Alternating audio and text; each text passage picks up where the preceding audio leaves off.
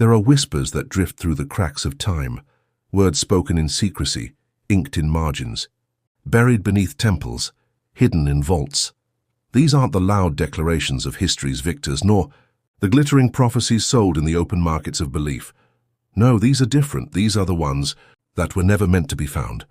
Prophecies that were forbidden, destroyed, discredited, not because they were false, but because they came too close to a truth the world wasn't ready to face.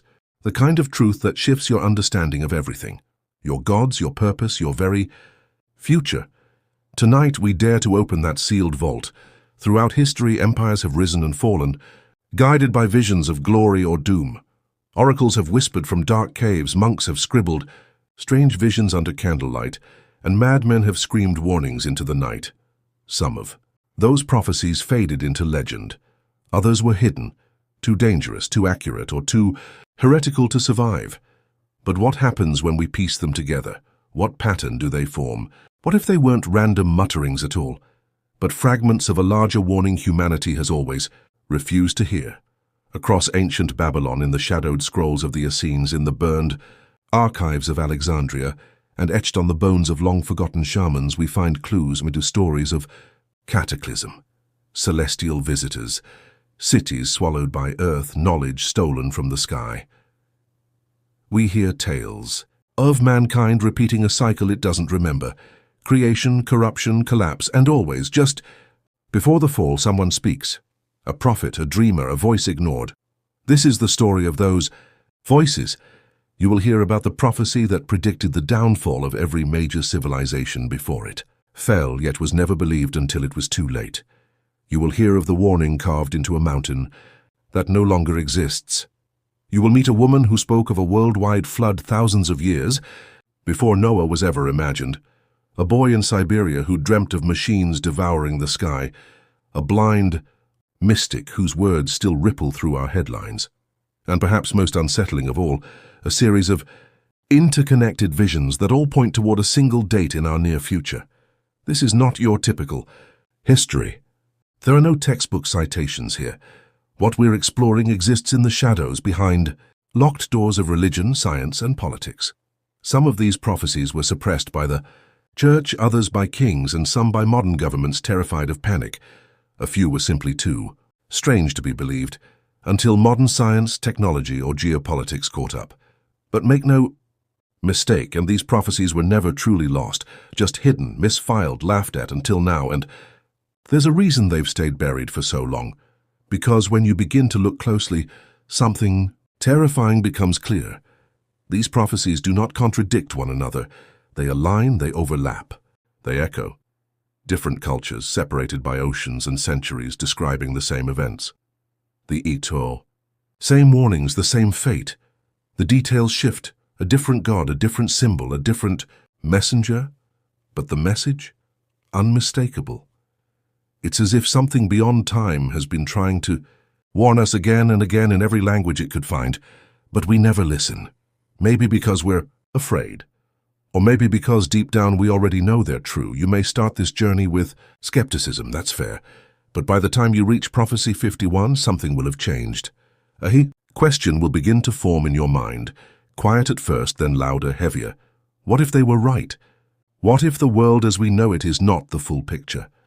What if our future has already been written, again and again on stone tablets, in ancient dreams, in languages long extinct? What if we've been living in the echo of a prophecy this whole time? Tonight we're going to open the forbidden book, page by page, voice by voice, secret by secret. We won't just tell you what the prophecies said, we'll show you how they were erased, why they were feared, who tried to hide them, and what they mean for us now. Because prophecy is not just about prediction, it's about choice, about seeing the road ahead and deciding whether to follow it or break it. So if you're ready, lean in. Turn down the lights. Forget everything you think you know, and prepare to hear the 33 prophecies that were never meant to be spoken, but which may be the only truths that matter. In the damp and moss-covered ruins of an abbey long forgotten by time, nestled somewhere in the key, misty folds of the English countryside, lies a legend too unsettling to speak of aloud. This place, once known as St. Oswin's Abbey, is no longer marked on modern maps. Overgrown with ivy, it's crumbling, Arches loom like ghostly sentinels above the marshy land. Local villagers do not speak of it directly, only in hushed murmurs, as though even the mention of its name might rouse something that should never wake. But in ancient parchments discovered beneath the cathedral's shattered nave, and in the murmured chants of long-dead monks, there lingers the memory of a prophecy too chilling to dismiss. This was the tale of the last bell of St. Oswin. According to the unearthed manuscripts penned in a hand both shaky and urgent, the bell was unlike any other forged by human hands. It was cast not in bronze or iron from earth, but from the fragment of a meteorite, a star-born metal black and veined with silver, which arrived in a thunderous blaze centuries ago, landing deep in the wooded hills beyond the monastery. The monks believed it was not a coincidence. They saw it as a divine message or a dire omen, and so they melted it down, shaping it into a bell that rang not with sound but with something deeper, a resonance that could be felt in the marrow of bones, in the silence between breaths, in the stillness just before dawn. They claimed it was tuned to the earth itself, not to echo across valleys, but to vibrate with the rhythm of life and death on a planetary scale. The bell, they wrote, would only toll once more in history, just once, and that toll would not announce a king or mark a saint's passing. It would be a final warning, a cry from the planet's soul as it withered, a signal that humanity had strayed too far, that nature, balance, and time itself had been broken. For centuries it remained silent. But in 2020, during the eerie global stillness of the pandemic lockdowns, something strange was captured. In several places around the world, London, Rome, Istanbul, strange low-frequency hums were detected. Some believed it was seismic activity, others thought it might be the earth breathing due to decreased human noise. But in one isolated recording from a drone flying above Northumberland, not far from where St. Oswin's ruins still lie, a deep single chime was captured. It was faint like a whisper through fog, but unmistakable, a perfect resonance, just one toll, then silence. Acoustic experts couldn't explain it. It didn't match any local bell or man-made instrument. It sounded too large, too old. Some dismissed it as coincidence or natural vibration, but others, those who had heard the stories passed down through village families for generations, froze in terror, because they remembered what came next in the prophecy.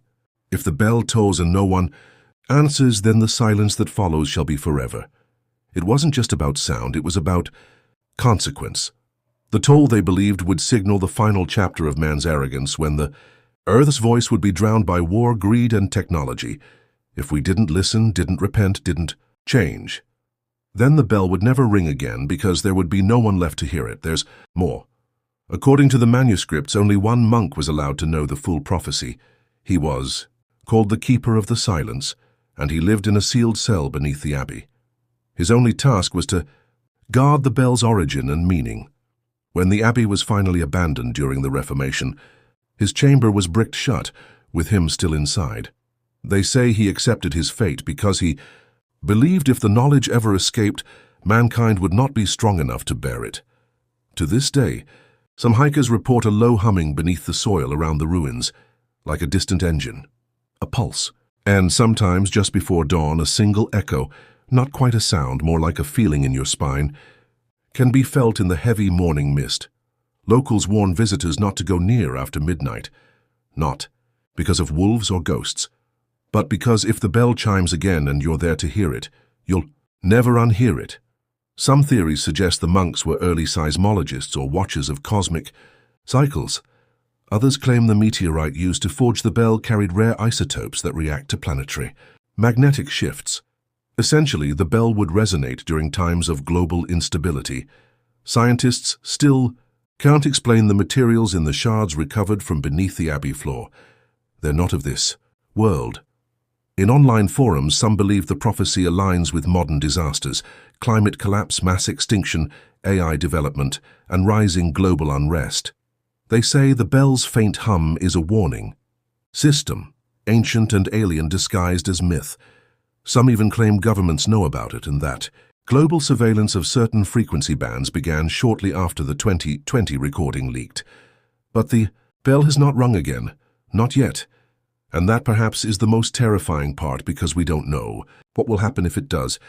We don't know what we've already ignored. We don't know what might be. Approaching the threshold, the point where Earth, exhausted, finally speaks one last time. And this time she will not ask, she will simply toll, and then fall silent forever. Deep within the tangle of Pennsylvanian forest, where the canopy swallows sound and the moss grows thick over stone and root, there is a place the locals avoid. Hunters walk wide circles around it. Hikers quicken their pace when they sense they're near. Even the animals seem to hesitate. Squirrels grow silent. Birds take a wider flight path, and deer never leave tracks near the trees that border this clearing. At first glance, it's nothing. Just a set of old stone stairs, 12 wide steps rising out of the moss-covered earth and ending in open air. There's no platform, no remnants of a house or tower, no foundation nearby. Just stone steps, oddly preserved, standing defiantly amid the wild. They look misplaced, as if someone took a staircase from an ancient estate and dropped it in the forest like a forgotten memory. But they are not just stairs. Not to those who've been near them. The first stories came from loggers in the 1940s. A crew clearing a new road halted when one of their men wandered off during lunch. They found him standing at the foot of the staircase, staring up, pale and trembling. His axe lay forgotten at his feet. He claimed he'd heard a voice calling his name, not from the forest, but from the top step. They took him away, but he never returned to the woods again. Months later, he was committed to an asylum after insisting there was a house up there, floating where only sky should be. Since then, whispers about the staircase have passed from mouth to mouth like folklore. Too strange to believe, but too detailed to ignore. Some say the stairs were once part of a colonial mansion lost in time, destroyed by fire or war. Others believe it predates even that, tied to an older, forgotten people, one that built upward not for shelter but for worship. But the most unsettling tales are recent, and they speak not of history but of presence. Campers sometimes stumble across the stairs by accident. The clearing is quiet, unnaturally so. No rustling of leaves, no insect hum, no breeze, just stillness, heavy and pressing. Some feel watched. Others claim they see movement at the top, like a figure just ducked out of view. Dogs refuse to approach it, barking frantically or fleeing outright. One group of college students dared each other to climb the staircase during a weekend trip. They laughed and joked until one of them reached the 13th step. He stood there unmoving, staring into space. The others shouted, threw rocks, even tried to grab him, but he wouldn't budge. And then, as suddenly as he froze, he vanished. Gone, not a sound, no flash, just gone. The next morning, his boots were found at the foot of the stairs, laces tied upright as if he'd simply stepped out of them. The leather was warm, faintly steaming in the morning dew. His friends never found him. Authorities searched for weeks. He had smeared soot over his face and clawed at his own skin. On the side of the mine, he scrawled with coal in frantic loops, "Do not light the fire below." He repeated it dozens of times until he collapsed. He never spoke again. Days later, he disappeared into the forest, never to be seen again. Decades passed, the mine was forgotten, but then in the 1960s, a coal seam beneath the region caught fire. The cause remains debated. Some blame abandoned mining equipment, others lightning or careless dumping. The fire, once ignited, never stopped. It still burns beneath the surface, choking the land with a thin haze. The area above became unstable, riddled with sinkholes and dead zones. Locals moved away, wildlife fled, and the government fenced off much of Smoke Hill, citing geological danger. Yet the fire's persistence raises questions. Geologists admit it's strange. The seam isn't vast, yet it continues to burn, defying predictions. And that same thick, unnatural smoke has returned, curling from cracks in the ground on cold nights, just as Silas described. In recent years, strange sightings have been reported.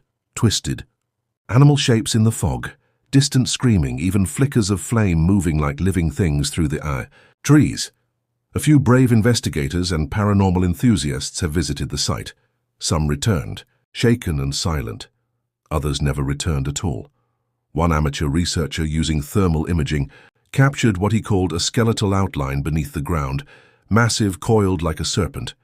It was later found wandering the woods, mumbling, the stars are choking." The prophecy, barely remembered now, has resurfaced. When the smoke clears, something buried will rise choking. Out the stars. What did Silas see in the fumes of that haunted mine? Was it madness or something far more terrifying? A vision of a future that science cannot explain? Some theorists suggest an ancient burial, something trapped deep in the earth, something that feeds on fire and smoke.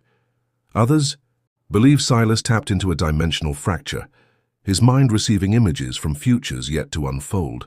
Still others claim the mine itself is cursed, a gateway not to hell but to something older, colder and patient. Today few dare visit Smoke Hill. The fence is rusted, but the warnings remain. Unstable. Ground, the signs say. But the locals know better. It's not the ground that's unstable, it's what lies beneath it. And so the question remains, hanging in the thick, smoky air of the forest. What happens when the fire finally dies? What wakes when the smoke clears? Will we, as Silas feared, look up at a sky not filled with stars, but with something else? Something ancient and risen from the cold dark. Depths no one knows. But the prophecy lingers, the smoke still rises, and the stars perhaps are already beginning to dim. In the labyrinthine depths beneath the Vatican City, where even whispers are forbidden and light flickers like breath on stone, there is said to lie a single manuscript locked behind countless seals. It is not stored with the other ancient scrolls or fragile gospels, but entombed in a room few are even aware exists, far below the restricted archives where permission alone is not enough. This relic is not indexed. It appears in no catalogue, and yet, across the centuries, whispers of its presence surface like gasps from the past.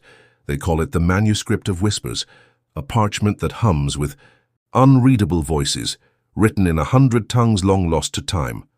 No one knows who wrote it or even when. Attempts to carbon date fragments have failed, returning anomalous results, some placing it thousands of years in the future, others suggesting it predates written language altogether. The ink is unlike anything modern or ancient. Microscopic analysis shows it shifts under observation, as if dodging comprehension. The parchment refuses stillness. Letters reshape themselves when the observer turns away. Symbols drift like clouds rearranging meaning. Scholars from around the world, invited in secret, have each encountered something different. Etruscan to one, Sanskrit to another, and to a blind priest from Peru the words formed in Braille, only to vanish upon his second touch. But it is not merely the visual that unsettles.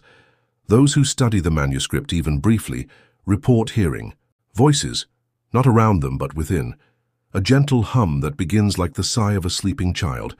Then, more persistent phrases begin to form. Some claim the voices comforted them, whispering truths they had always longed to hear.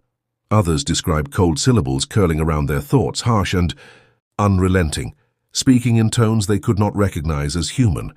One linguist described it as being read by the book itself, judged silently by each word I failed to understand. He was found days later, scribbling madly on the walls of his Rome apartment, his own language crumbling into symbols no one could decipher. The Vatican officially denies the manuscript exists. When asked, officials offer polite smiles and redirect inquiries. But rumors persist, leaked from the lips of former archivists, whispered between bishops, or mentioned by visiting scholars who speak too freely after their second glass of wine. Some claim that it is not a manuscript at all, but a living thing, a sentient archive of future language recording not what has been, but what will be lost. One disturbing theory suggests that the manuscript is not warning us about the death of language, but causing it, undoing speech, unraveling tongues like thread from an old tapestry. What is certain is the final line, the only line that appears constant, no matter the reader's background, no matter the language they see. Written in crude Latin, scrawled as though by a child's shaking hand, the sentence remains, cum verba. Perierint caelum sanguinabit. Translated, when words are gone, the sky will bleed. It is unclear whether this is a prophecy, a threat, or a lament, but those who've read it never forget it. Across the centuries, those exposed to the manuscript have left behind journals, fragments of recollection, or desperate attempts to reconstruct what they saw before it faded. One 17th-century monk wrote of a Vision he experienced after touching the manuscript's cover.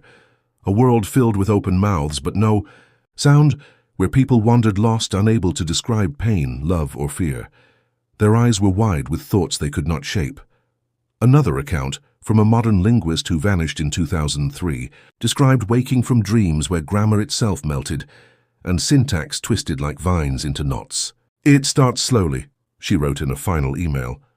"First it's forgetting the word for spoon, then you forget what sadness feels like because you can't name it. And then silence eats everything." Inside the Vatican, those who have studied the phenomenon have speculated about its origin. Some believe it to be a relic from the Tower of Babel, a shard of the divine punishment that split humanity's voice into confusion. Others think it is from the future, a warning sent back in the only language that cannot be spoken.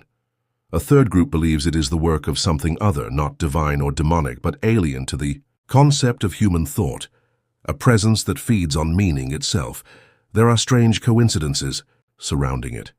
Entire dialects have gone extinct within months of scholars attempting translation. Translator in 1962 suddenly lost all ability to speak, his vocal cords intact, his mind alert but incapable of forming sound. A university linguistics department burned to the ground under mysterious circumstances mere days after acquiring a facsimile. Survivors say they heard whispers just before. The alarms went off. No recordings remain. Today the manuscript is more tightly sealed than ever. Only 3 people are rumored to know where it is. Some say it's buried beneath 7 locked vaults, under the Sistine Chapel, only to be brought forth during certain celestial alignments. Others claim it has already been lost, or perhaps it escaped. Whatever the truth, its warning remains, echoed in secret by those who've dared to speak of it. When words are gone, the sky will bleed. In the heart of Bolivia's most arid expanse lies a legend buried beneath cracked salt and whispered wind. Among the Quechua-descended tribes who once dwelled near the Salar de Uyuni, the salt rites were sacred, performed each solstice to honor the pact with an ancient force said to sleep beneath the crust of the world. For generations, 12 dancers would spiral across the white plains, moving in perfect unison, their bare feet kicking up salt as they chanted prayers in a tongue older than memory. It wasn't mere ceremony, it was protection. The movement was meant to keep the earth still, to lull whatever entity slumbered below into peaceful dreams. But then came the year of disruption. The villagers couldn't say who invited the 13th dancer. Some swore he arrived during the procession, others that he had always been there. Standing quietly in the line of 12, his face oddly remained impossible to recall. Witnesses described him only in fragments, a hollow gaze, limbs that moved too fluidly, a silence that rippled louder than drums. What everyone remembered was how he danced, backward, not clumsy or confused, but deliberate, as if undoing the dance rather than performing it. His feet glided over the salt, never making contact with the earth, and the rhythm shifted, subtle at eye. First, then unmistakable, the sacred pattern broke. That night the sky turned ochre, winds howled in, tongues long dead.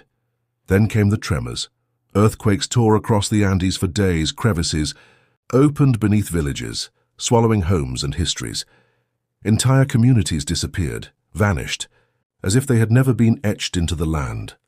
When rescue teams arrived weeks later, they found only silence.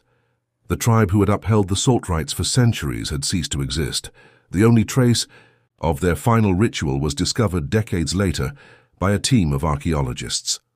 On a weathered outcrop, they uncovered a petroglyph carved into stone, so old it predated known settlement in the region. It depicted 13 figures spiraling in a dance. One, unlike the rest, was caught mid-spin, feet suspended above the ground. Around him the air seemed to shimmer, etched lines suggesting motion or something more esoteric, like distortion in reality itself. Locals refused to speak of the 13th dancer. They say he was not a man but a shadow, a sign that the barrier between the ancient gods and our waking world had thinned. Some whisper that he was not alone, that others like him have begun appearing in other sacred places, disrupting long-held rituals, breaking ancient seals. And though no one dares perform the salt rites again, each solstice the desert wind still carries a peculiar rhythm, a beat, a whisper, a step moving against time. It is said that when the forgotten gods return, they will not come roaring, they will dance, and we will vanish one by one in reverse. Beneath the thick, whispering ice of Lake Baikal, the world's deepest freshwater lake, a mystery has slumbered for millennia.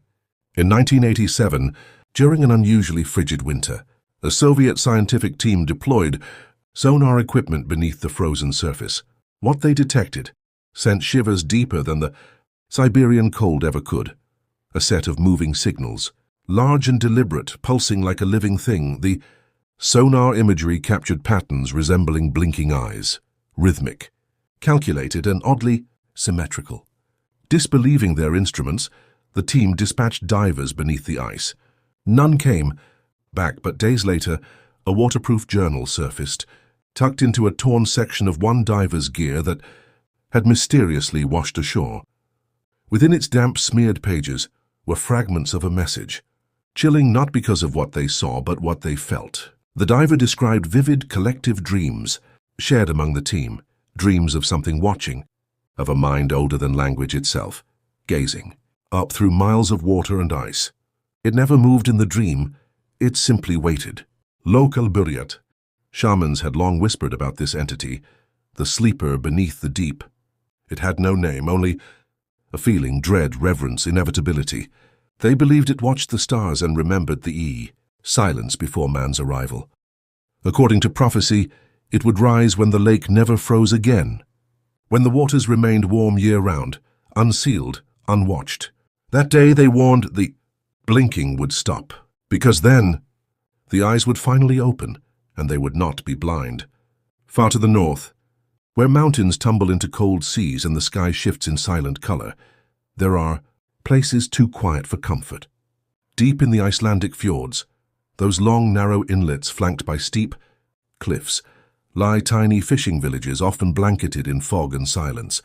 The people who live here are used to stillness, to the soft whisper of snow, the creak of old boats, the howl of wind across empty stretches of land. But there are nights, rare and scattered, when that silence is broken by something unexplainable, voices rising in harmony, not from human throats but from the earth and water themselves. They call it the midnight choir. At first it's faint, a low hum like wind through reeds or the distant echo of a lullaby sung generations ago. Then it swells. Layers of sound stack atop one another. Voices of men, women, children, each note threaded with impossible emotion. There's no clear source, no direction. The sound seems to come from everywhere and nowhere, wrapping itself around houses, drifting over the water, crawling through cracks in the stone. People emerge from their homes, pulled into the open by instinct or compulsion. They don't speak. They simply listen and cry. No one has been able to record it. Those who try find their devices filled with static or silence. One journalist brought high-end audio equipment in hopes of capturing the phenomenon. He returned with empty tapes and a face that seemed older, haunted. "I heard my grandmother," he said, voice shaking. "She sang to me when I was 5 before she died. I haven't heard that melody in 30 years, but it was her, every note." These testimonies echo across the decades. Fishermen, poets, tourists all tell of being overcome by emotions they couldn't name. Not sadness exactly, not happiness, something deeper, more ancient. A connection to a world just out of reach. One girl claimed she saw images in her mind while the choir sang. A blacksmith hammering beside a glacier, a woman lighting a lantern in a stone church, a child hiding beneath a table as thunder cracked. None of them hers. None of them real. And yet, they felt like hers, like memories she'd forgotten were once part of her soul. Many believe the midnight choir is tied to Iceland's forgotten past. The sagas of old tell stories, not just of warriors and gods, but of living spirits in the land, beings who remember, who watch, who sing. Elves, some call them. Others say they are echoes of ancient ancestors, voices preserved in the soil and sea. But the most persistent legend is that the choir is not made of ghosts or spirits, but of memory itself. Not memories of individuals, but of humanity, of us as a species. The composer who disappeared, his story is the most well-known. Jónas Halldórsson was famous in Iceland for his haunting minimalist symphonies. A recluse by nature, he had long been obsessed with capturing the essence of silence. But after hearing rumors of the midnight choir, he became consumed. He traveled alone to a remote village known for frequent occurrences. He brought only a suitcase, a notepad, and a strange custom-built instrument designed to mimic the tones of human breath. For months he wrote nothing. But then, after one bitter night in February, he left behind a single sheet of paper. Just a sentence handwritten in a trembling scrawl, "It is not music, it is memory." His boat was found adrift in a nearby cove. Jónas was never seen again. Since then, others have tried to explain it. Scientists, citing auditory illusions caused by magnetic fields or unique wind patterns. Folklorists digging through old Viking songs and burial chants, but nothing sticks. The phenomenon remains unprovable, untraceable, ungraspable. And perhaps that's the point. Maybe the midnight choir cannot be understood because it is not meant to be. It is not a message, but a mirror. Some locals whisper of an old prophecy, buried in the runes etched into stone tablets along the coast. It speaks of a time when humanity will forget itself, not just its history, but its kindness, its connection, its soul. When we grow, deaf to the pain of others, blind to the beauty of the past, on that day the choir will rise louder and louder until the world is sung into forgetting itself entirely. A final lullaby, not of comfort but of erasure. A sound so vast, so consuming, it wipes clean the slate of human memory, until we are nothing but ghosts humming in a cold wind. Whether it's a myth or a warning, the midnight choir remains one of the most mysterious, beautiful and terrifying phenomena whispered about in Iceland. Travelers still journey north hoping to hear it for themselves. Some do, most don't. But all leave changed because even the idea of it, that the earth itself might sing to us of who we were, of what we've lost, is enough to stir something deep inside. And maybe that's all the choir needs, not to be heard, but remembered. Because as long as someone remembers the song, we have not yet forgotten ourselves. Tucked away in the winding alleys of Prague's old town, past the cobbled streets and whispering archways, there lies an antique shop unlike any other. It has no sign, its windows are permanently fogged. And yet people find it always when they are not looking. The inside of the shop is dim, lit by a mix of flickering oil lamps and shafts of natural light that never quite reach the corners. The scent of old wood, wax, and forgotten memories lingers in the air. Time feels suspended there, as if the clocks scattered around are not broken, but simply obeying a different kind of time. At the back of the shop, behind dusty shelves of porcelain dolls and rusting compasses, stands a tall mirror, cloaked in black velvet. Unlike everything else, no dust ever seems to settle on it, and though the shopkeeper is known to barter and sell even the rarest of artifacts, he refuses to speak about this mirror, let alone sell it. If asked, his hands tremble. If pressed, he'll whisper a single word in Czech. Bolest champagne, the mirror, has no name officially. But locals, especially the old ones who still remember the city before the war, call it Zrcadlo budoucnosti, the mirror of what will hurt. But among those who know its true legend, it's remembered only by a darker title, the mirror that shows tomorrow's scars. They say the mirror does not reflect your face. Not truly, it does not show the lines on your forehead or the graying of your hair. Instead, it reveals the thing that no one wants to see, the damage that will be, the regrets that will settle into your bones, the choices you haven't made yet but already suffer for, those who have seen it speak in riddles. One woman, a painter, described her reflection as a museum of my failures. A boy of 17 ran from the store screaming, claiming he had seen his own hands stained red, with the blood he had not yet spilled. And during World War II, when the Nazis occupied Prague, one officer broke into the shop during a raid. His name is lost to history, but the story remains. He pulled the cloth from the mirror and gazed into it. He was found hours later in the street outside, weeping like a child. His uniform was torn, his hat missing. He could not stop repeating one phrase in broken Czech, nechci být tímto mužem. I do not want to become this man. He was discharged days later for mental instability. He lived the rest of his life in seclusion. His journals, discovered posthumously, describe a version of himself he saw in the mirror, burned, ashamed, hated, and alone. a man who had destroyed everything, then lived to witness the ruins, but the mirror, for all its legend, never breaks. Even when pushed, even when struck, glass that does not shatter. Some say it is not glass at all, that it is not a mirror, but a window, a view into a parallel life, a path not taken yet but possible, a version of you that already bears the consequences of what you might still do. And yet there's something more unsettling. People claim that what the mirror shows is not fixed, that if you return, years later and look again, the scars have changed, moved, multiplied, or even disappeared, as if the mirror reflects not the future as it is set in stone, but as it morphs beneath your feet. One decision at a time. There is a prophecy that surrounds the mirror, but it is not written in any book. It exists in whispers passed between travelers and old Romani women who camp near the Vltava River. The prophecy says, when the world grows blind to consequence, when pride walks ahead of thought, and when the young forget the lessons of the old, then the mirror shall crack, not from without, but from within. And when it does, those who once saw scars shall live them, and those who avoided pain shall find it multiplied. For the mirror does not curse, it warns, and when ignored it becomes truth. There is one known case, though unverifiable, of someone who changed their future based on what they saw.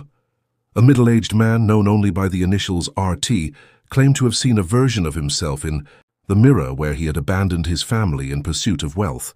In the reflection he was wealthy, yes, but alone, sick, forgotten. His children no longer spoke his name. His wife had died while he was away on business, and he had missed her final breath. He never left Prague again, gave up his company, became a school teacher. Some say he died with no money but surrounded by his children and grandchildren. His last words were, "I did not become that man." Others are not so lucky. One woman came every year on the same day to look into the mirror. Each time she did, she wrote something in a notebook. When she passed away, the notebook was opened. In it were descriptions of herself, reflections showing her slowly growing more callous, more cruel, a scar appearing on her lip, then on her hand, then across her chest. But the final entry was blank. Just a single sentence, "I no longer see anything." There's one last legend about the mirror, told only by the shopkeeper himself, and only to those who stay after dark. He speaks slowly, his voice like a candle running out of wick. He says that once, long ago, he removed the cloth and looked into the mirror, not to test it, but to see what others had feared. He saw not one reflection, but thousands, layered, overlapping, all versions of himself. Some kind, some monstrous. One was dead. Another, a murderer. One smiled with a secret. Another wept with guilt, and all of them were watching him. He covered the mirror and never looked again. But he remembers what one version mouthed back to him, as clear as day. "You only become me if you stop caring what happens next." So the mirror remains, still cloaked, still silent. It waits, not for those who seek beauty, but for those who seek truth. Not the truth of who they are, but of who they might yet become. Because prophecy is not always thunder and fire. Sometimes it is quiet, a reflection, a scar, a choice not yet made but already bleeding beneath the surface. Deep within the bones of a forgotten ossuary in rural France, a strange and terrible relic lay hidden, beneath layers of dust and time. Unearthed by archaeologists who were mapping the crypt's skeletal architecture, the object at first looked like a grotesque curiosity, a bell but not cast in metal. No, this one was crafted from the baby teeth of hundreds, perhaps thousands of children. The grim craftsmanship was unmistakable, each tooth polished and set into a lattice of organic horror, forming the shape of a handbell too chilling to ring. The air around it was heavy, as though the artifact itself disturbed the atmosphere. When one of the workers curiously tapped the bell, nothing audible came, yet everyone present recoiled as if slapped. They later described a sudden pressure, like fingers, pressing into the backs of their eyes, and a weight around their hearts that didn't lift until they fled the chamber. The sound, it seemed, wasn't for ears at all. It was meant for something else, something that didn't require hearing in the way humans do. As news spread among the clergy who oversaw the site, an old priest was brought in. Frail and barely able to walk, he demanded to see it alone. What he whispered to it in that dark room no one knows, but afterward he demanded his final confession be recorded. In it he revealed that the bell had been created centuries ago during a time of utter desperation. The Black Death was devouring Europe. The sick turned to madness, and in their despair a secret cult among the clergy sought to contact that which hides between prayers, an entity that listens not to words but to intent, to despair, to the pitch of silence. The bell, he claimed, was rung. Only once. That night the screams didn't stop. The pestilence swelled and the dead began speaking. In riddles. Villages disappeared. The prophecy etched along the bell's handle was uncovered after his death. Ring me again and your silence will scream. Even now the bell is locked away behind 6 layers of iron, in a sealed reliquary watched by no fewer than 3 monks who are forbidden to speak. Not to others, not to themselves, and especially not to whatever still listens. Far out in the Aegean Sea, there is said to be a small Greek island that no longer appears on any map. Sailors speak of it only in whispers, calling it the Island of Hollow Mouths. No official records exist. Satellites show only waves, but every few generations a fisherman or lost traveler returns, shaken, eyes wide, muttering things no one wants to hear. They speak of marble statues, dozens of them lined up in a silent procession along the cliffside. The figures are otherworldly, taller than men, sculpted in impossible detail, yet bearing no resemblance to any known god or goddess. Their mouths are all agape, stretched wide as if caught in a gasp, frozen in a silent scream.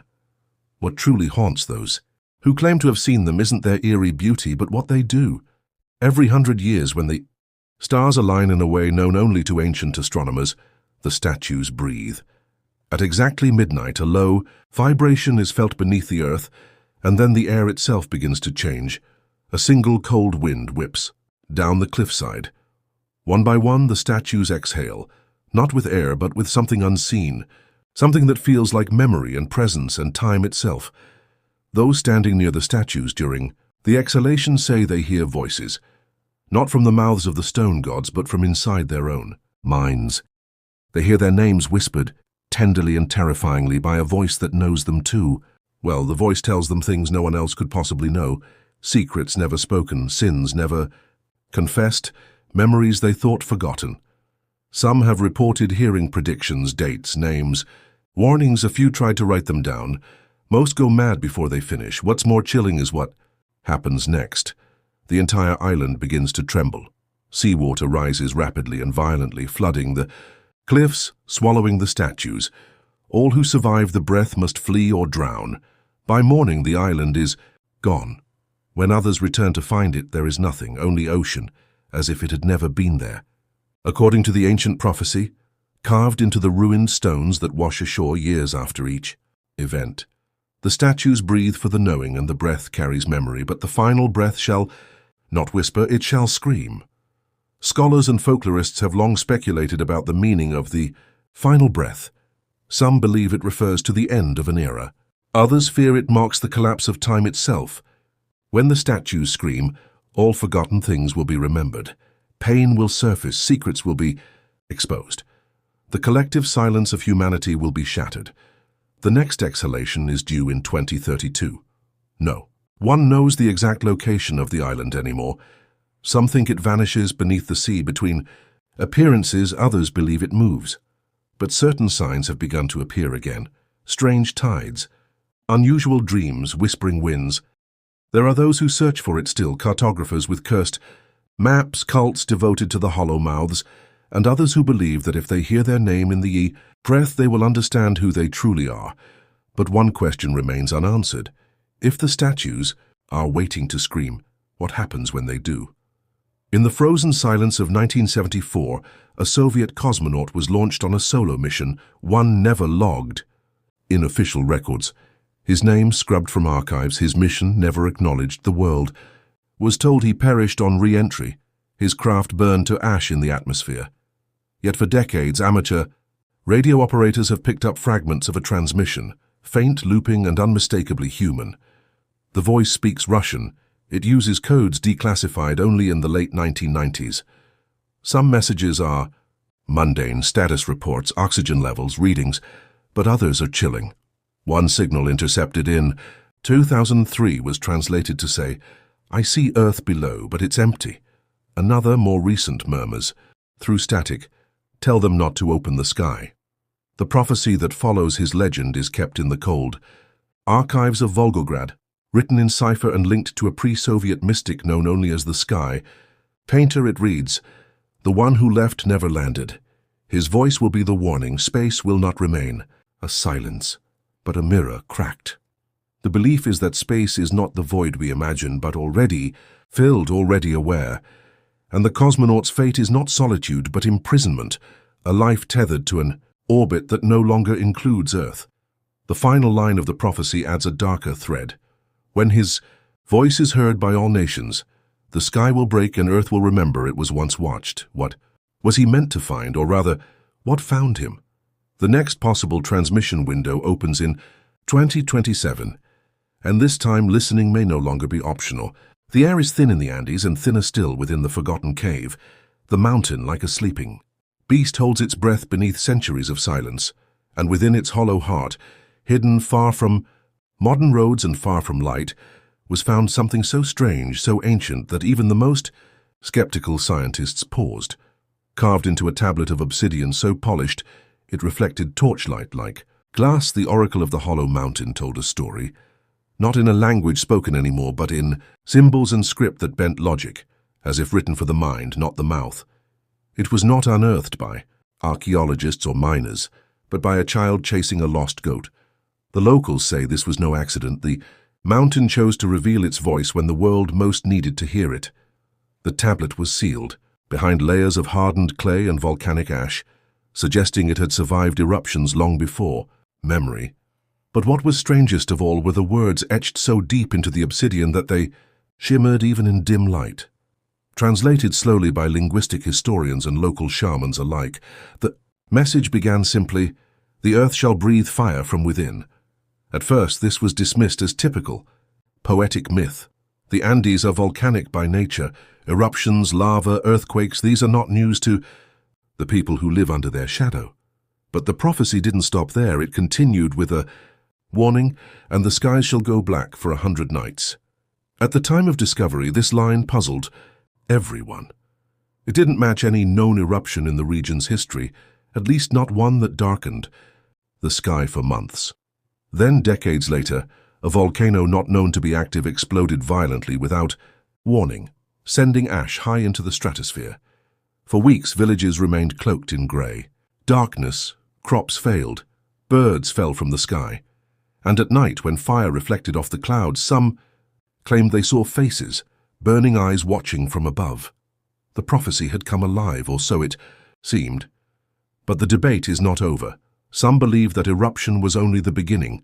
Others insist that the true darkness referred to by the tablet isn't literal ash, but metaphor, a loss of light, the death of electricity. According to this interpretation, the 100 nights refer to a time when the world is plunged into artificial darkness, not from nature but from human failure, a massive blackout, a global collapse. An electromagnetic silence stretching not just for days but months. One theorist, a former physicist turned recluse, suggested the prophecy aligns with solar flare cycles. He claims the tablet might have been encoded with early understanding of solar behavior, predicting a flare so powerful it would fry satellites and grids in an instant.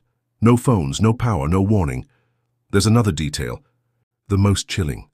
Near the base of the tablet is an etching of a mountain cracked open like an egg. From it, tendrils of fire reach toward a line of tiny human figures, each carrying strange objects on their backs. Some say these are backpacks, others tools. One clearly holds a pickaxe. Above the scene is a final line of prophecy. When men climb mountains not to worship but to mine, the hollow shall answer with fire. It's the kind of phrase that nestles into your thoughts and refuses to leave. A warning, not just of physical danger, but moral collapse, an indictment of a world that no longer seeks spirit in high places, only profit. The local Quechua communities treat the cave with reverence. They leave offerings at its mouth, small woven dolls, bowls of chicha, coins made of copper. No one enters anymore. They say the mountain is watching now. They say the prophecy is unfinished. And there are rumors always whispered that strange noises echo from the cave during new moons, groans like a wounded animal, or perhaps like something waking up. Government agencies attempted to seal the site once, citing safety concerns. But weeks later, a tremor cracked the new concrete slab down the middle. The project was abandoned. Locals nodded knowingly. "You cannot cage a god," one elder said. In recent years, satellite images have revealed subtle swelling around the mountain's base. Geologists are concerned but cautious. There is no clear data, they say, that an eruption is imminent, but the prophecy believers are louder now than ever. They point to mining companies making plans to extract rare minerals from nearby peaks, minerals crucial for the production of electric car batteries, semiconductors, and military equipment. The signs are all there, they warn. We climb now not to worship, but to strip the bones of the earth. And so the fire is coming, but perhaps the prophecy is not only about fire or darkness or mining. Perhaps it is about forgetting the old ways, forgetting that mountains were once seen as sacred places, not silent banks of awe, that the sky was once read like scripture, not tracked only for storms and satellites, that to be high above the world was once to feel closer to the divine, not closer to conquest. The oracle of the hollow mountain, then, is more than a forecast. It is a mirror, one held up to a civilization losing its sense of scale and sanctity. And what if it is right? What if one night soon the sky goes dark, not with ash, but with absence? The absence of connection, of noise, of light. 100 nights where no screen glows, no machine hums, and silence creeps like cold through the wires we once thought indestructible. And from the mountains the fire will answer, not in anger but in reminder, that the earth was always alive, that it breathes not only air but memory, that deep in its heart lies a tablet of obsidian, still, warm to the touch, waiting to speak again. And you, what would you hear if the hollow mountain whispered to you? Would you recognize the voice, or would it speak in symbols meant only for the future, as forgotten as the gods we once feared and the skies we once praised? The scroll was discovered in a forgotten chamber buried deep beneath the Nile's edge, a tomb, untouched by time, sealed behind stone and shadow. Dust coated the walls like a second skin, and in the air lingered a scent of old papyrus, dried herbs, and something metallic, faint but unmistakable. Blood? There, among faded frescoes and broken canopic jars, lay a single scroll wrapped in decaying linen, inked not in black nor ochre, but a deep crimson hue that had barely faded. Its authors, a long-lost sect devoted to Anuket, the river goddess of life and fertility, had left behind something neither blessing nor prayer. It was a warning. The cult of Anuket was no mere river-worshipping faction. Their rites were secretive, their temples remote, and their texts veiled in metaphor and doom. This scroll, titled in hieratic script as the Thirsting Future, painted a chilling portrait of days to come. When water outweighs gold and the Nile weeps backward into the earth, it began, then shall the silence of thirst unmake the pride of kings. This wasn't poetic hyperbole, it was a vision of collapse, a prophecy. According to the fragmented translation, the Nile, the eternal artery of Egyptian civilization, would rebel. Its waters, the scroll claimed, would not merely dry but reverse. Cities would sink into rot. Trade would halt. Grain silos would fester with disease, and worse, the gods would fall silent. The crocodile will no longer surface, the ibis will not fly, the lotus shall bloom in blood. These lines, strange in their symbolism, were seen by some as allusions to ecological ruin, a climate catastrophe that would decimate the river's ancient rhythms. But deeper readings suggest more than drought. The most haunting line was etched at the very end in a script darker than the rest. The thirst will silence empires. It is this sentence that has divided historians, scientists, and believers for decades. Some argue the scroll foresaw the wars of the future, conflicts fought not over land or oil but over water. Already in the 21st century, disputes over river rights, damming projects, and aquifer depletion have begun to rise. In regions once rich in rivers, now only salt and sand remain. In others, water is hoarded, behind walls, sold like diamonds to those who can afford it, and withheld from those who cannot. But Others read the scroll as a more spiritual lament, a warning not just of physical thirst but moral thirst, of humanity's hunger to own what cannot be owned. The Nile, once revered as divine, has been turned into a commodity, diverted, damned, polluted. The thirst is not of the body but of the heart, the scroll suggests, and it accuses, rivers die not of drought but of desire. One passage stands out as particularly cryptic. It speaks of red waves in the reeds, of a tide that carries silence, and of voices swallowed before they scream. Some Egyptologists believe this describes toxic poisoning, perhaps industrial waste or chemical runoff, turning the Nile into a river of death. Others link it to political suppression, a veiled commentary by the ancient cult on the dangers of silencing environmental stewards or spiritual protectors in favor of kings and conquerors. And yet there's another theory, one that chills even the most skeptical. A third group, consisting of esoteric scholars and fringe scientists, believes the scroll hints at a planetary event not yet understood. The line, "the river shall reverse," is taken literally. They speak of magnetic pole shifts, of global hydrological changes, of a future where Earth's systems unravel in unpredictable, devastating ways. 1. Apocalyptic theorist points to satellite data, showing minor reversals in river flow due to polar melt, linking it eerily to the scroll's predictions. The Nile is a symbol, he says. If it reverses, everything we know is upside down. In the heart of the prophecy is Anuket herself, known as the nourisher, the bringer of life through water. Her image in this tomb was not the usual flowing goddess with papyrus, crowned but something darker. She was painted with sunken eyes and crimson tears cradling a river that bled through her fingers. One arm held an ankh, the symbol of life. The other, a dried lotus. Death? Was this a reflection of the cult's descent into despair, or a divine warning encoded in ritual art? Even more curious is the way the prophecy aligns with modern data. Climate models project that large parts of Africa, including the Nile Basin, will face severe water stress in the coming decades. The salinization of farmland, desertification, population spikes, all of it matches eerily with the scroll's warnings. Crops that rot, cities that die, empires silenced. But there's a final piece to this puzzle, whispered by local elders who have passed down oral traditions long after the scribes fell silent. They speak of a time yet to come when the Nile will turn black for 7 nights and all fish will vanish. During this time, no child born near the river will survive their first year. This black tide, as it is called, isn't recorded in any modern database, but it is spoken with a conviction that transcends myth. Could it be oil? A chemical spill, or something stranger? An omen born of the river goddess's rage. Those who believe the prophecy is close to fulfillment point to recent events. Water riots in parched cities, wells running dry in farming communities, megadams choking rivers upstream. The Nile itself has seen its volume decrease, its ecology shift, and in some fishing villages, the old priests refuse to drink from it without blessing the water first. Whatever the truth, the blood chronicle of Anuket offers no redemption.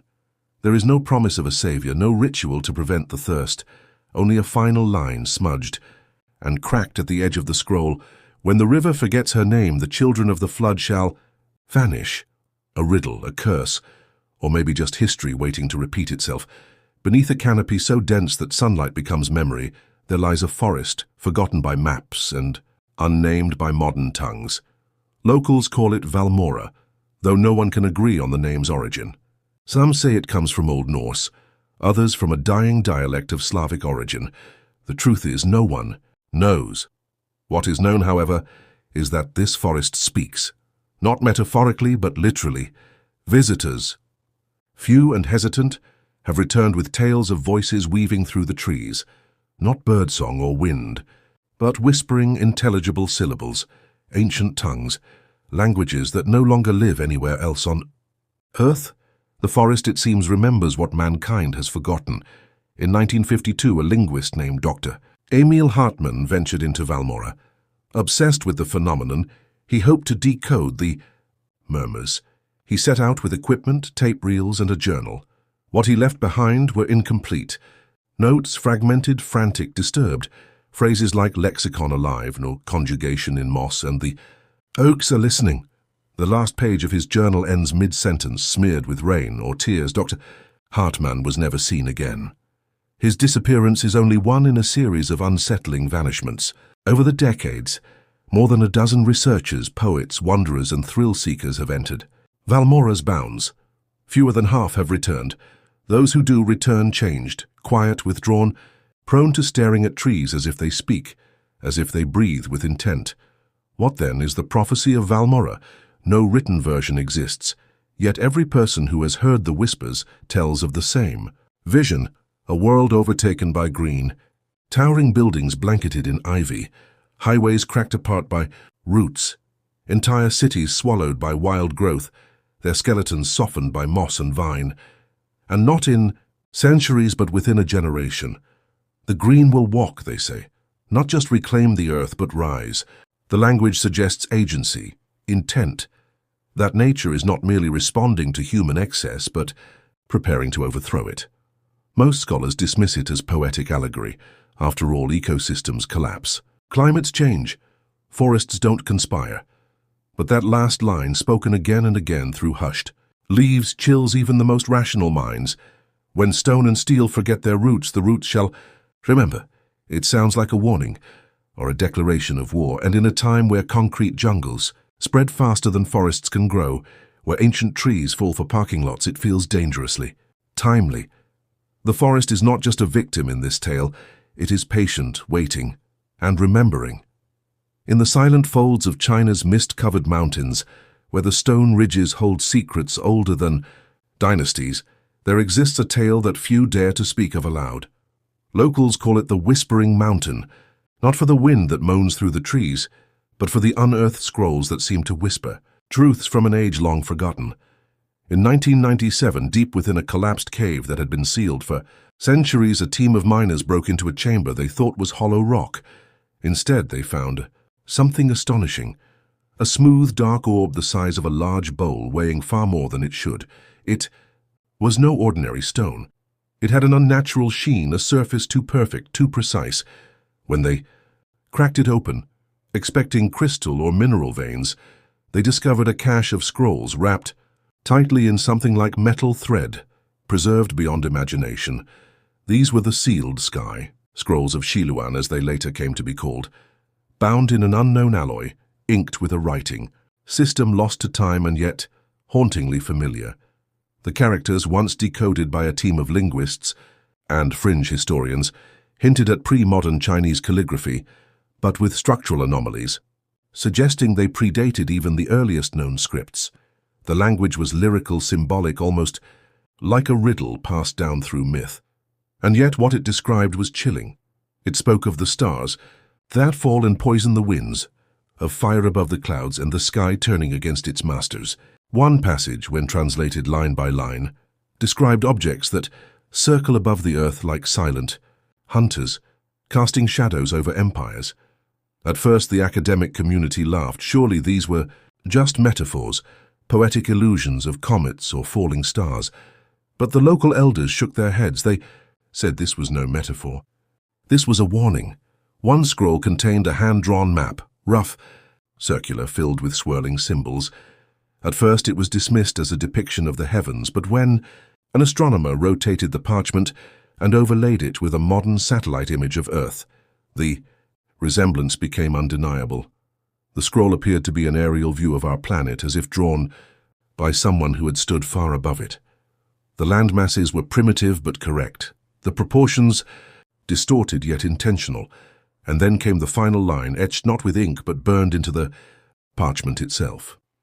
In trembling script it read, "When men burn the sky to see farther, the stars shall burn back." What did it mean?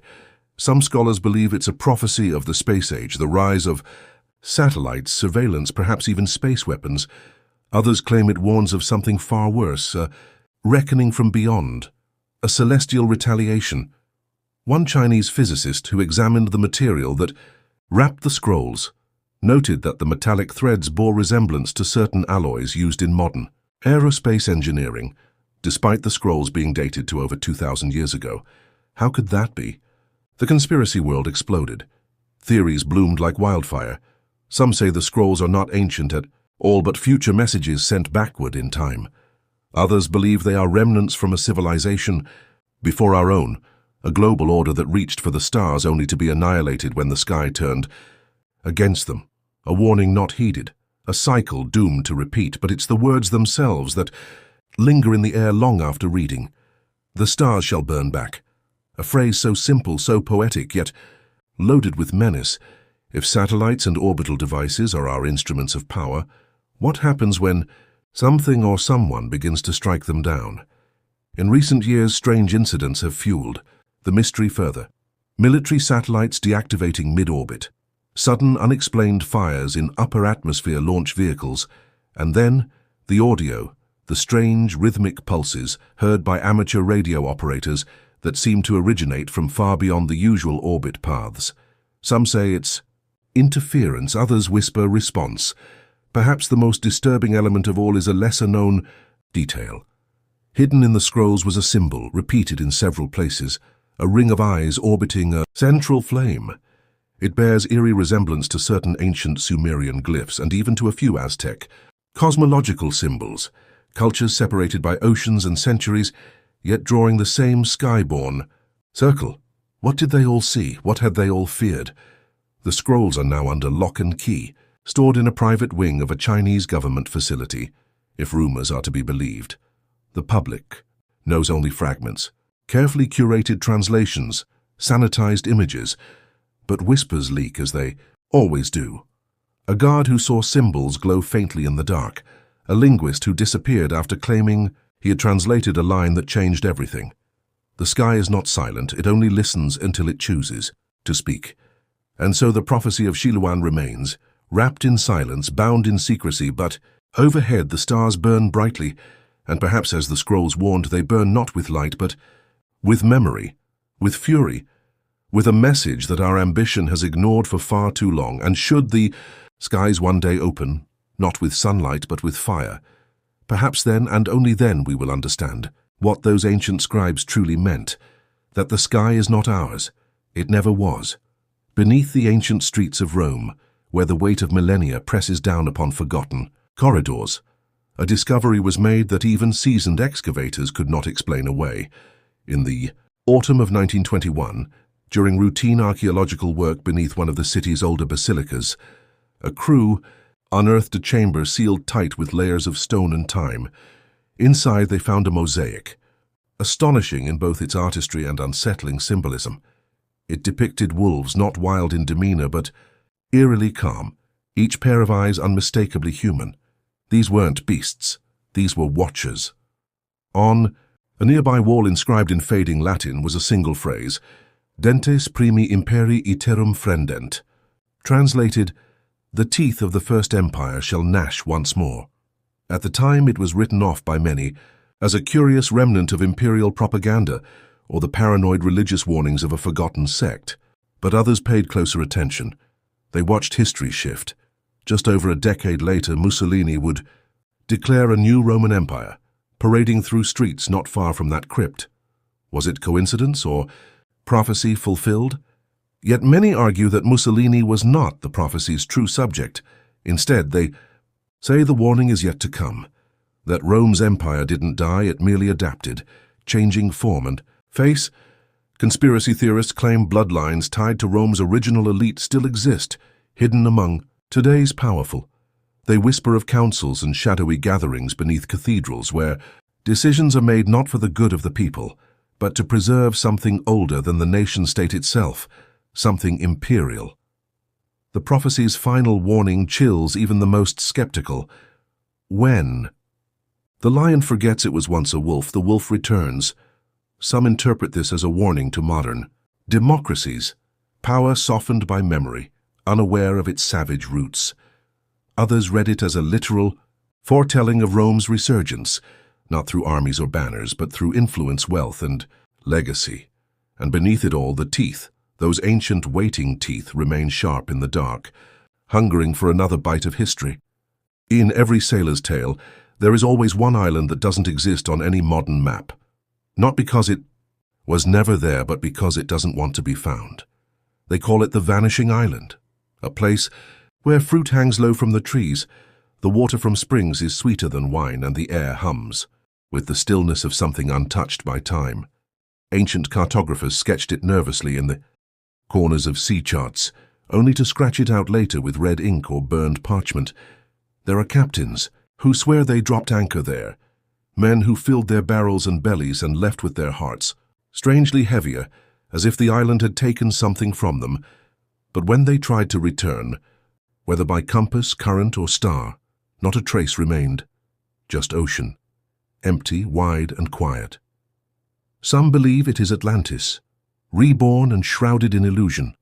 Others whisper it is a remnant of a world that should never have brushed against ours, an echo from another dimension that surfaces when the veil between realities is thin.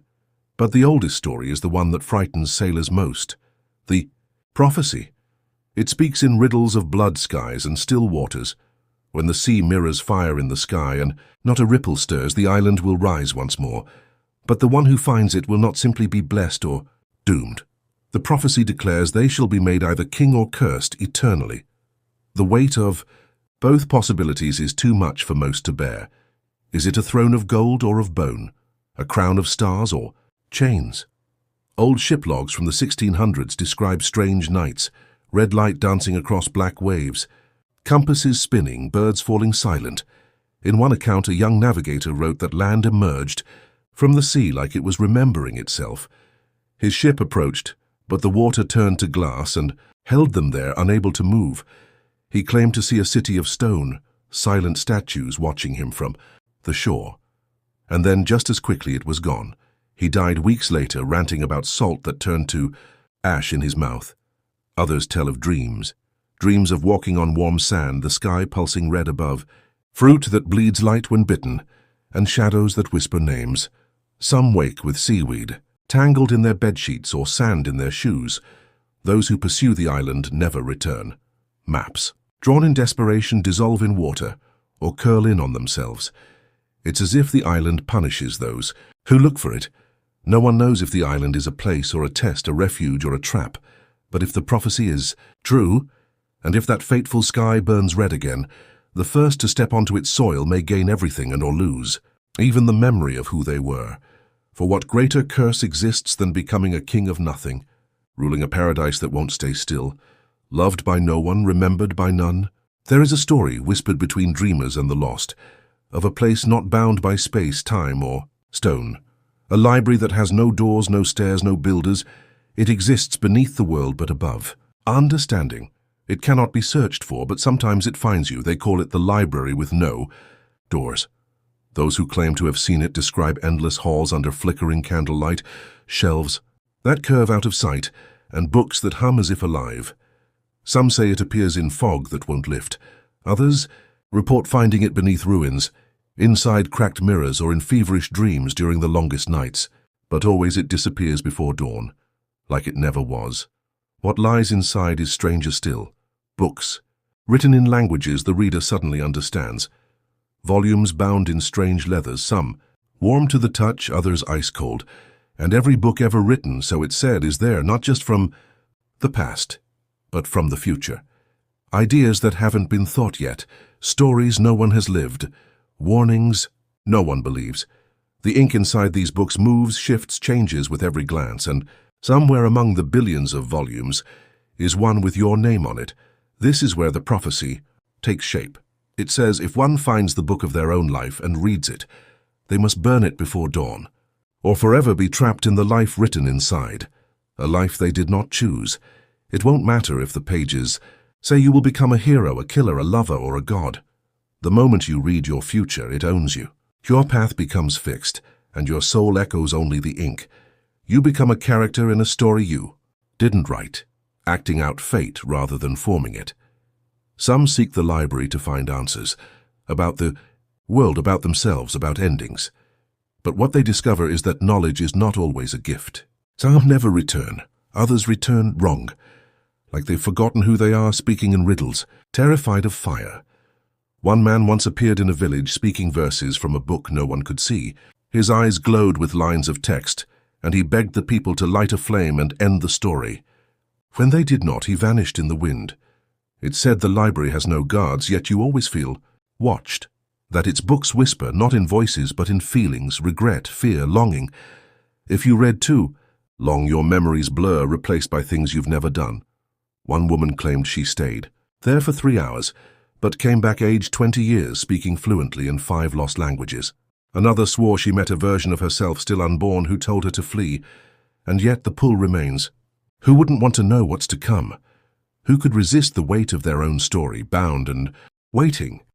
But the prophecy warns, some truths are not meant to be read, some endings should never be known, and if the sun rises before your book is ash, your life becomes a prison of pages. Inescapable, unchangeable, endlessly reread by a soul no longer your own.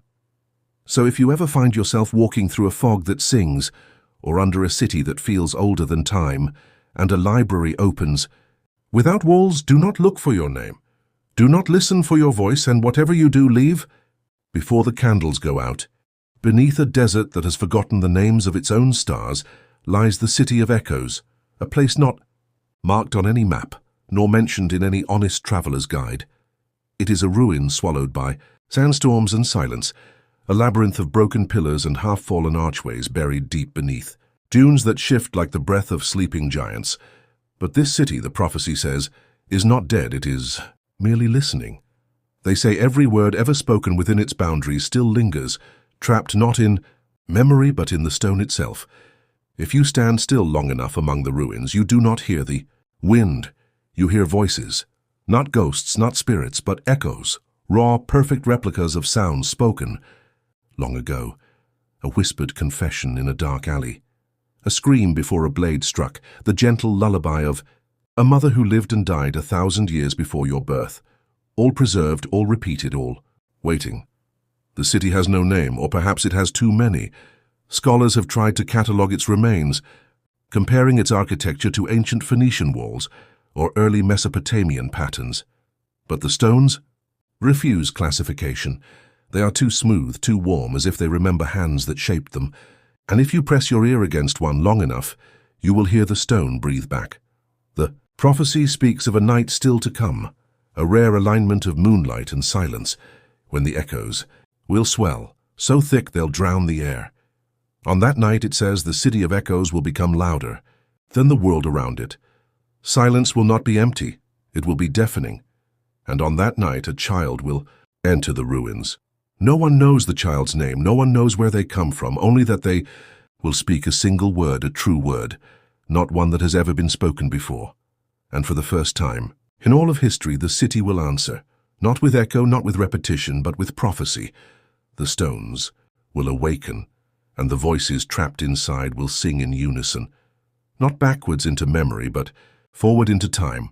The child might be a prophet, or a key, or a curse. The prophecy is unclear. Some versions say the child will bring clarity, revealing the shape of time itself, not as a line, but as a spiral, where future and past touch like palms in prayer.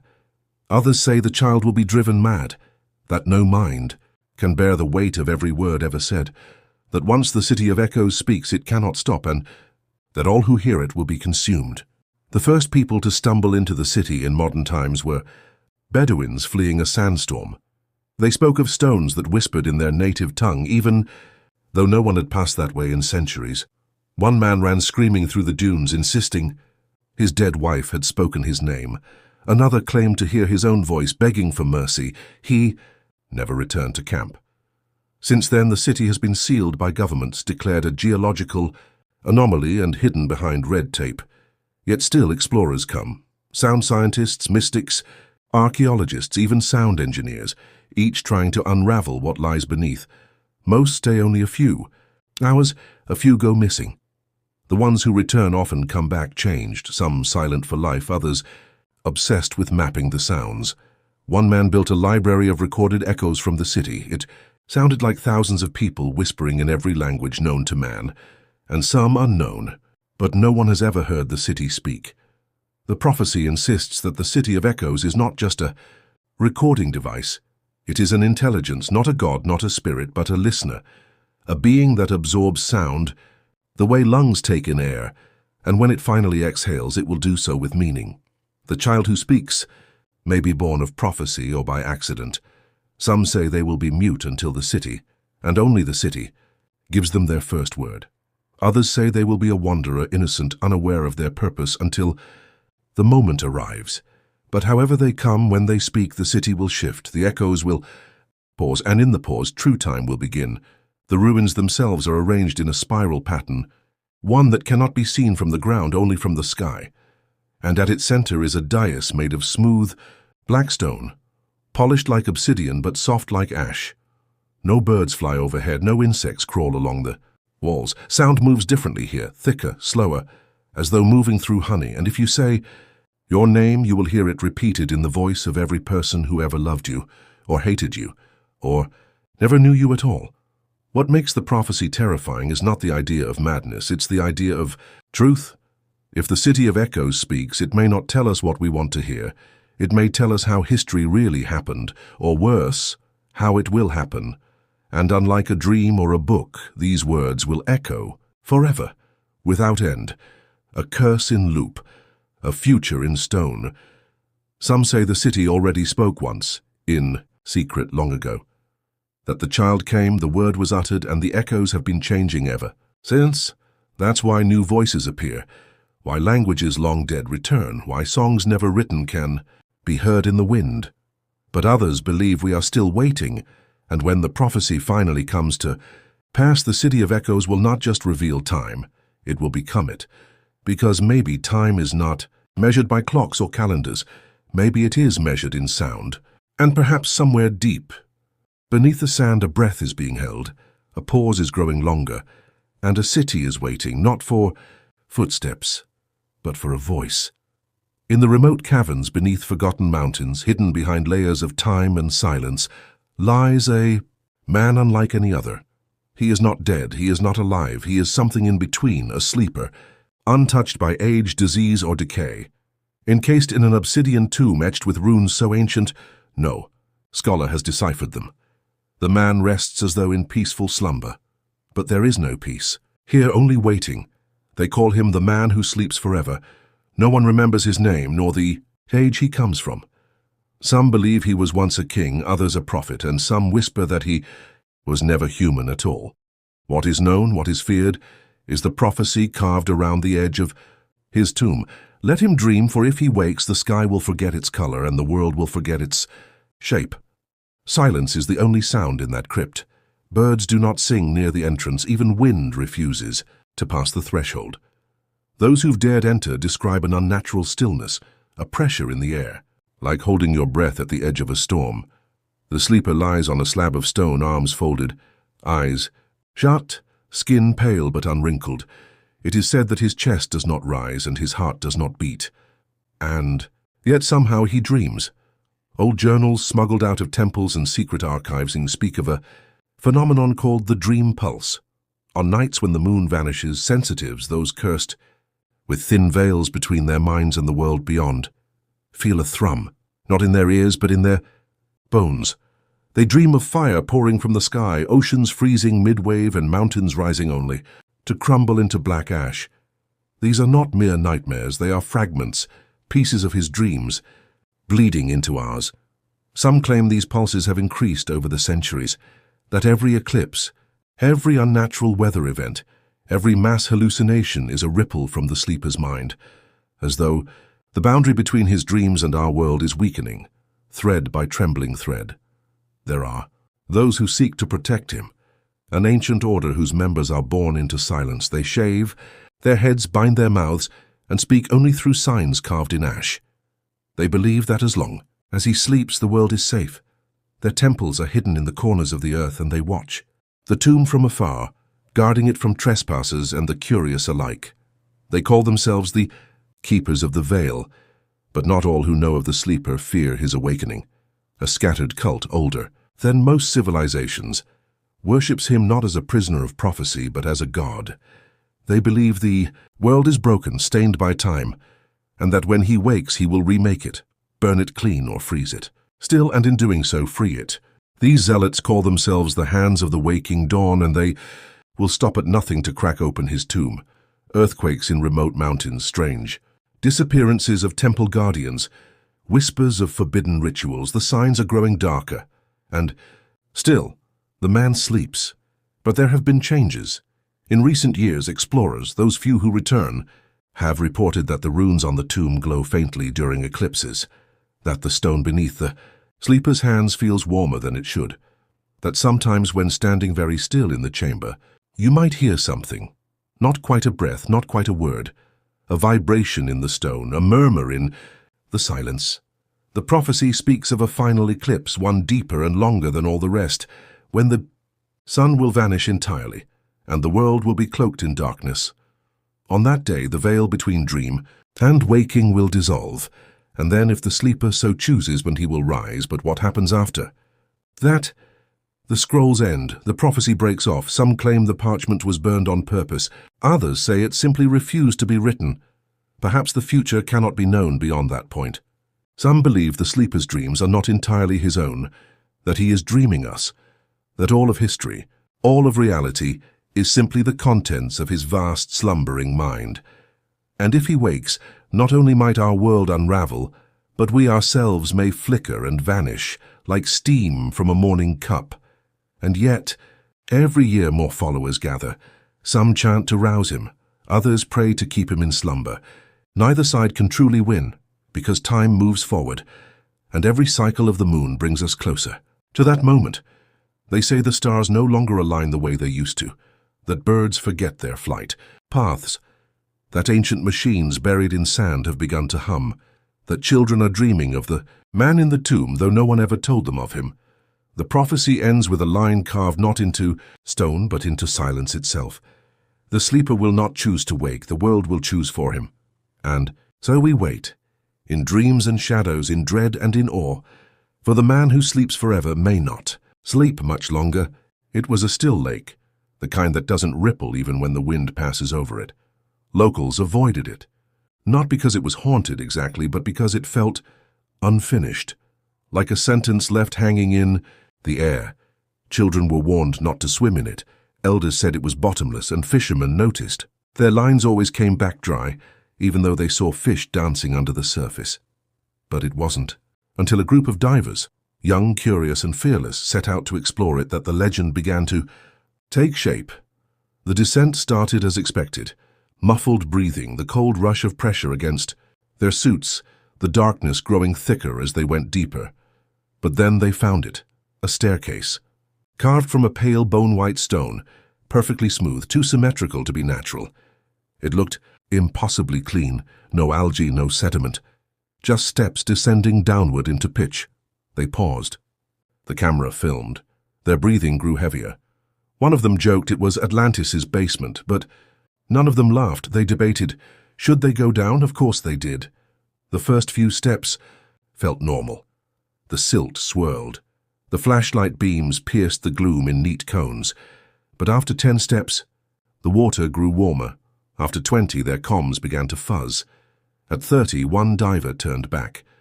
She was never seen again. The rope they used to track their path began to unravel. Some said it dissolved. Others said it was cut. The rest pressed on, and then silence.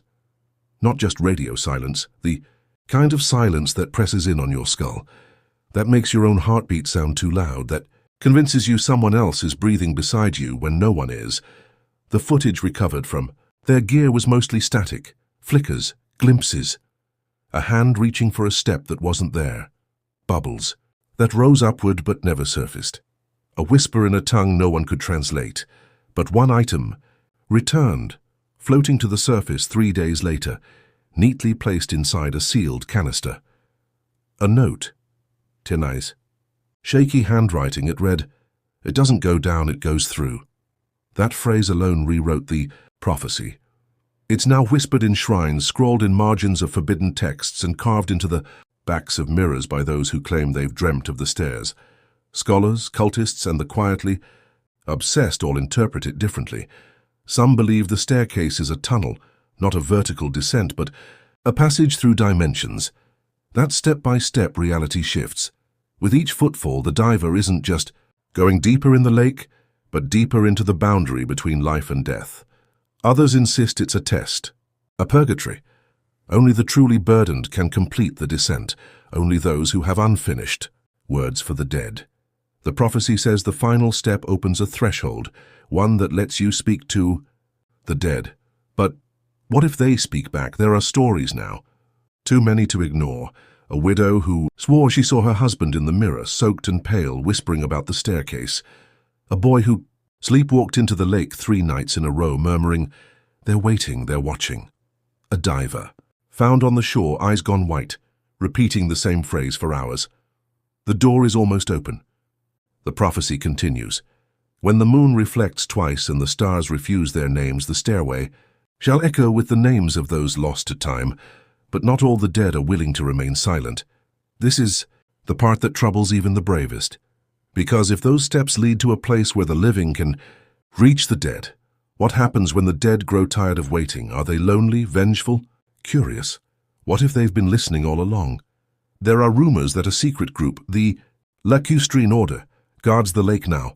Hooded figures seen only during eclipses, boats that make no ripples, offerings of bone and ink left at the shore. No one admits to being part of it, but some believe they've mapped the staircase, that they've counted the steps, and that they've already spoken to someone on the other side. One whisper, never confirmed, says the last person to complete the descent didn't come back alone. He brought something with him. Even now, on quiet nights, the lake looks normal, peaceful even, but if you stand at its edge long enough, you might see bubbles. You might hear a sound like stone scraping against stone, or maybe a voice, faint, distant, calling. A name you haven't heard in years, yours, but step into the water and you'll feel it, the pull. Not downward, but through memory, through grief, through all the things left unsaid between you and the ones you lost. The staircase is waiting, and it's listening. Beneath the foundations of the Vatican lies a chamber so ancient and secretive that only a handful of living souls even know of its existence. It is not marked on any blueprint, and even the oldest architectural plans show only solid stone where the chamber should be. Hidden beneath marble floors, past sealed corridors, behind layered vaults of bronze, iron, and obsidian, rests a door that hums. When the blood moon rises, a door with no name, no inscription, no handle, just a smooth, cold surface that seems to breathe when touched. They call it the Whispering Vault. Its legend lives not in the Vatican's official archives, but in hushed conversations between night-watch priests and aging scholars. Whispers echo through the long stone halls when the wind from beneath the earth carries something that sounds almost human. One Jesuit archivist once scribbled a single sentence into his private journal before clawing out his own eyes. It speaks in silence and sees without light. That entry, scrawled in frantic Latin, was hidden in a locked drawer, discovered only after his death. The Vatican officially denies the vault's existence, but behind closed doors it is guarded night and day by a specialized order of silent monks known only as Custodes Nihili, the keepers of nothing. They have no names, wear no crosses, and have taken a vow not of silence but of secrecy. Not a single word has ever been recorded from their mouths. Their eyes are covered, their ears sealed with wax. Yet they guard the vault ceaselessly. No one truly knows what lies within. Theories abound, each more terrifying than the last. Some believe the vault contains a text, a codex older than Genesis itself, written not by man but by something that existed before time was measured, before creation had a name. The text is said to shimmer, its letters constantly rewriting themselves in languages that have no alphabet. Others say it's not a text but a sound, a hum, a chant, a resonance trapped in a box, made of ivory and onyx, a note so perfect that it drives the mind to madness upon hearing it. They say, this sound came not from earth but from beyond the stars, and to open the vault is to let that note play again. But there is a darker rumor. The Whispering Vault is not a container but a prison, not for a being nor even a thought but for an idea so contagious that those who hear it cannot unhear it. It embeds itself like a parasite in the brain, an idea that dismantles belief, rewrites morality, collapses reason, an idea that undoes the concept of self, a metaphysical virus, philosophical and spiritual, that once loosed, spreads like fire across paper. The vault, they say, was the church's desperate act of containment after one of its earliest councils encountered a scroll that caused entire monasteries to go mad. The most chilling accounts come from those few brave or foolish enough to approach it. In 1927, a cardinal went missing within the Vatican during a lunar eclipse. Days later, his body was found 3 levels below the papal crypts, sitting cross-legged before the whispering vault. His chest had been opened, not cut, but peeled as if by invisible hands, and every organ arranged around him in a perfect circle. No blood, no struggle. His heart was missing. Carved into the stone floor beneath him were the words, "It was never locked." In 1983, a group of Jesuit scholars attempted to document the area during renovations. Surveillance footage captured them entering the hallway. None were ever seen again. The last frame of the tape showed a sudden, impossible distortion, like the hallway bending inward, followed by static and a faint whisper. Another door. Perhaps the most unsettling detail comes from a recent internal memo leaked by an anonymous source in the Vatican's secret archives. The document listed items to be stored under code black, containment, including a silver key that doesn't fit any known lock, a tongue preserved in salt that still twitches under moonlight, and a journal bound in human skin. That journal's title, Sermo Nihilum, the Sermon of Nothing. The final page bore only a drawing, a vault door with hundreds of locks, and in the center, one lock missing. Whatever is inside the whispering vault is not forgotten, it is remembered too well. And that memory fights to escape. Every generation of the Church quietly renews its guard. Every pope knows it by another name. Every moon that turns red brings a new hum, louder than before. What happens if the last lock breaks? If the vault was never meant to be sealed, but kept asleep?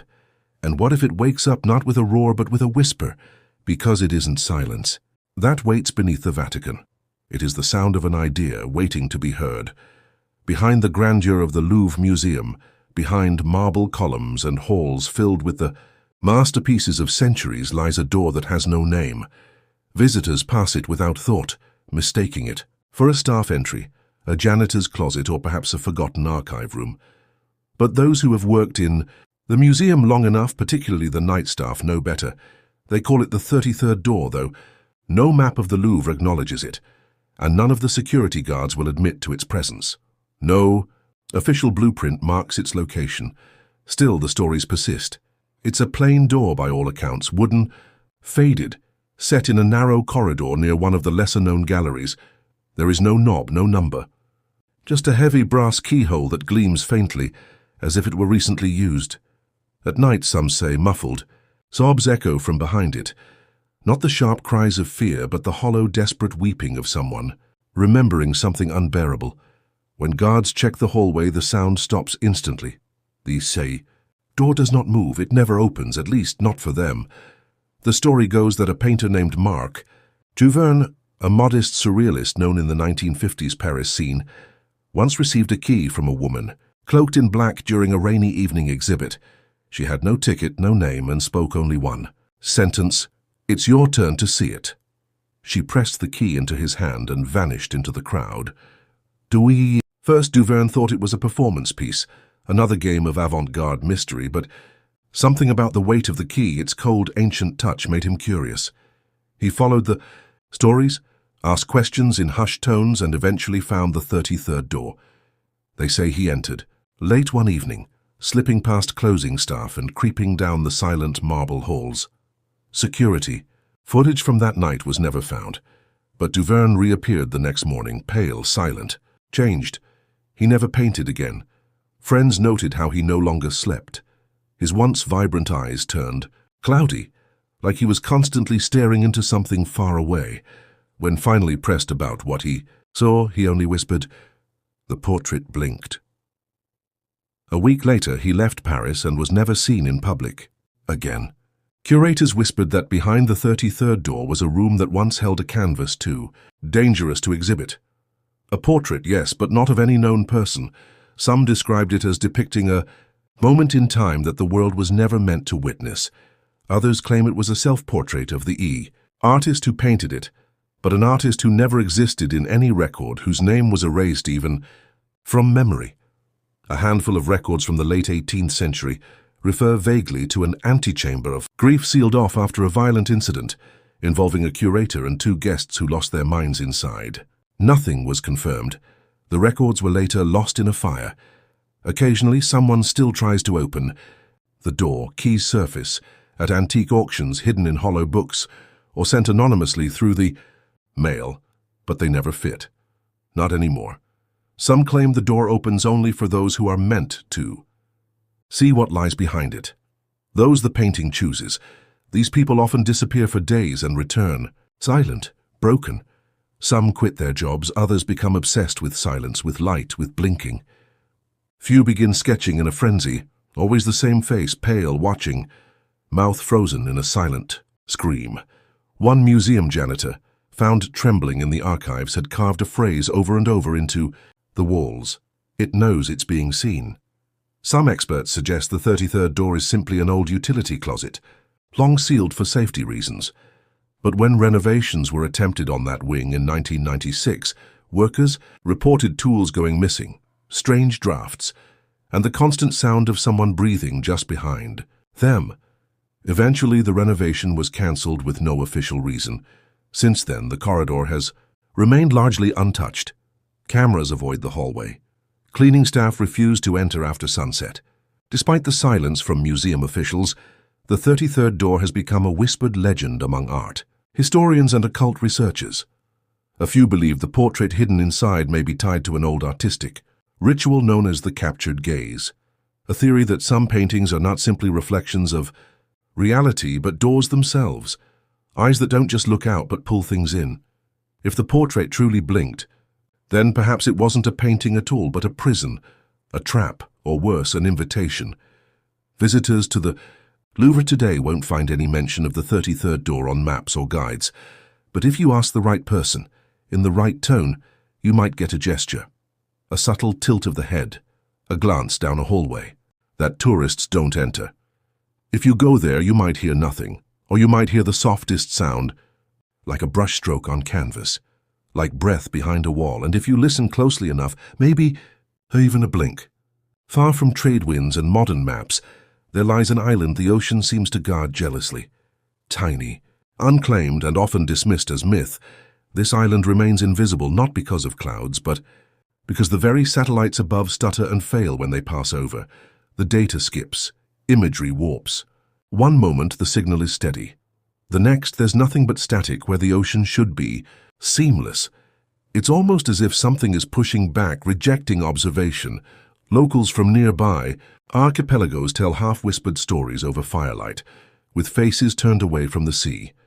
They do not name it, believing to do so would draw its attention. It's simply called the place with no shadow. Those who claim to have landed there, few as they are, speak of a terrifying beauty, vibrant flora, towering cliffs and sun that never dims. But what unsettled them most wasn't the island's brightness, it was the absence of darkness. No matter where they stood, their bodies cast no shadows. Trees did, not sway shade onto the ground. Stones left no silhouettes. The sun glared down, yet the world remained unnaturally flat. It was as if something had erased the physics of contrast, as if the concept of shadow had been unmade. One account comes from Dr. Ellis Tran, a seasoned researcher who embarked on a solo expedition to document marine anomalies in the Pacific. He had logged coordinates from a garbled Japanese military map from the 1940s, a map with a tiny cross and a single annotation, "Do not observe, do not record." When his boat failed to respond to pings for 3 days, a drone was dispatched. It found him adrift, dehydrated but alive. But Dr. Tran was changed. His skin shimmered faintly, like fish scales under moonlight. His voice, when recorded, revealed layers beneath it. As if another voice, slower, older, was speaking with him, not through him. He refused to answer direct questions. But once, while staring into a glass of water, he muttered, "The island sees you. When the sun burns without shade, it's because something else is watching from below." What does that mean? Could it be metaphor, delirium? Subsequent investigations failed. Planes attempting to reach the island lost altitude control or suffered inexplicable magnetic interference. Boats sank without distress calls. The few photos recovered were overexposed, as though the light had become aggressive, tearing through film and sensor alike. Mythologists pointed to Polynesian folklore, specifically tales of an island where the god of reflection lived. Not the reflection seen in mirrors, but the reflection of thoughts, secrets, and buried truths. It was said to be a place where even your shadow could betray you. Those who stood on its soil were no longer alone within themselves. Others link it to an even older legend, Atlantean echoes of a sunken twin island that still lived between dimensions, poking into ours when curiosity drew near. According to one version, it exists to observe, not to harm, not to welcome, simply to witness what humans are when stripped of consequence and shadow, when every secret has nowhere to hide.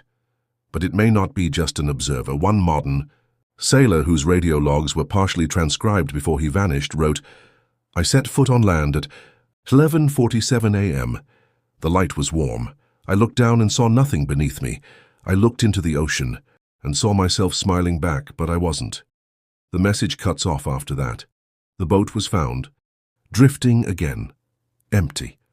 Another theory suggests the island is not part of Earth's natural creation at all. Geophysicists reviewing seabed data from that region noted impossible magnetic readings. Some believe it could be a relic, a remnant of an interdimensional event or something older than tectonic memory, a scar, a blind spot in space where light bends wrong and shadow is outlawed. Still, the island remains unclaimed, unnamed on maps, and quietly terrifying. Not for what happens when you're there, but for what doesn't. Shadow defines reality. Without it, we lose depth. Without it, light becomes oppressive. And maybe without it, something else slips in to take its place, something that doesn't belong in the balance of day and night. Today, conspiracy forums and academic circles alike debate the island. Some believe it is a portal, others a prison. A few think it's Earth's mirror holding every unspoken thought and unwanted truth ever ignored. But all agree on one thing. If you find it, do not stay long. Do not speak your name. And when you leave, if you ever do, check to make sure your shadow comes back with you. It sits beneath glass now, in a locked vault beneath the National Library of Prague. But long before its imprisonment, the unreadable diary passed through trembling hands and ruined minds. It began in the winter of 1891. A 12-year-old girl named Eliska Novakova, daughter of a minor bureaucrat, began keeping a personal diary. Her life, by all external appearances, was painfully ordinary. But the diary she kept was not. Each entry appeared to be written in looping, elegant script, but in a language that resembled nothing known to linguists. Not Slavic, not Germanic, not even ciphers or invented codes. Just shapes. Some glyphs shimmered under candlelight, some inverted when viewed in a mirror. Others vanished entirely unless written in moonlight. The family, disturbed but not fearful, submitted the diary to a local priest. He passed it to the university, and then the whispers began. The first scholar to examine it, Dr. Karol Hruby, vanished 3 days later. His office was found locked from the inside, his shoes placed neatly by the door. On his desk, a single word scrawled on a loose scrap of paper. "Yours." Others followed. One man reported the diary whispering softly while closed. Another found his own name etched faintly into the margins in ink that hadn't been there before. A translator from Vienna went mad within a week, claiming he had finally understood a phrase, "I remember your ending." The book by then seemed to be growing. Originally 43 pages long, it is now over 80. New pages appear, only during full moons. They arrive blank, then slowly, in real time, fill with more of the unknown language. Observers have tried filming the phenomenon, but cameras fail, batteries die, and tapes play static or odd phrases spoken in backwards check. And there are other oddities. Some pages are unnaturally warm, like skin touched by sun. Others remain cool even when placed near fire. A select few vibrate faintly as if alive, and one page, now sealed completely from view allegedly, contains a list of names, none yet born. Among the most chilling accounts is from linguist Antonin Kruse, who became obsessed with decoding the symbols. He claimed the diary wasn't written in a language at all, but in memories from something or someone not entirely human. He died before he could explain more, found slumped over the diary with every tooth in his mouth gone. To this day, the diary resists all attempts at translation. No AI, no cryptologist, no occultist has made a dent in it. But one constant remains. Each full moon a new word appears, and just once, during a blood moon in 1963, the diary wrote 4 words in flawless English: "Do not read me." You find it in the soft soil beneath an old gnarled tree, a place you've passed before, never noticing. But this time something calls your eye, a glint among the roots. Kneeling, brushing back leaves, you find it, a pocket watch, worn. Brass faded to a dusky gold. Its surface, though dulled by time, carries a strange warmth, as if it remembers hands that once held it. You lift it, and already it feels like yours. But then you see the hands, they move backwards. Not just a broken watch, no, the ticking is too steady, too deliberate. Tick by tick, time unwinds. You laugh at first. A curious antique, maybe valuable, maybe cursed, your friend jokes. But that night, as you wind it and leave it on your nightstand, it stops, ticking at midnight. And that is when your dog, a creature who's been by your side since childhood, whimpers once, curls into a corner, and does not wake again. You tell yourself it's coincidence, that grief plays tricks on the mind. But the next day the watch ticks again, backwards, and you feel the weight of it, heavier than metal, in your coat pocket. You didn't place it there, you try forgetting it, leaving it at home, giving it away. But wherever you go it follows. Sometimes it hides in your bag, sometimes beneath your pillow, always ticking, always counting back. Each night you dread the chime of midnight, and each time it comes, someone, always someone close, is gone, quietly, without warning, without reason. The watch, it seems, knows who you love. You try destroying it. First, with a hammer. The glass shatters, but the next morning it's whole again, waiting on your windowsill. You burn it. The flames hiss, the metal blackens, but in a day it gleams as though polished. You drop it. In a river, dig a hole 6 feet deep and bury it. But still it returns, it cannot be lost, it cannot be broken, and each time it ticks, something is taken. You consult a clockmaker, an old man with trembling hands, and cataracts in both eyes. He peers through his loop and whispers, "This is no watch." He won't touch it again. When you ask him why, he only says, "Time shouldn't move that way, not for us." The pattern grows clearer. The watch ticks backward, but not randomly. It's counting down. You don't know to what. But the space between deaths grows longer. First days, then weeks, you stop keeping. Loved ones close, you cut ties, live alone, safer that way. But loneliness is no shield. On a night thick with rain, the watch strikes 12, and your mother, who hadn't spoken to you in months, passes in. Her sleep. It wasn't distance that mattered. It was connection. Desperate, you track down old owners, if they exist.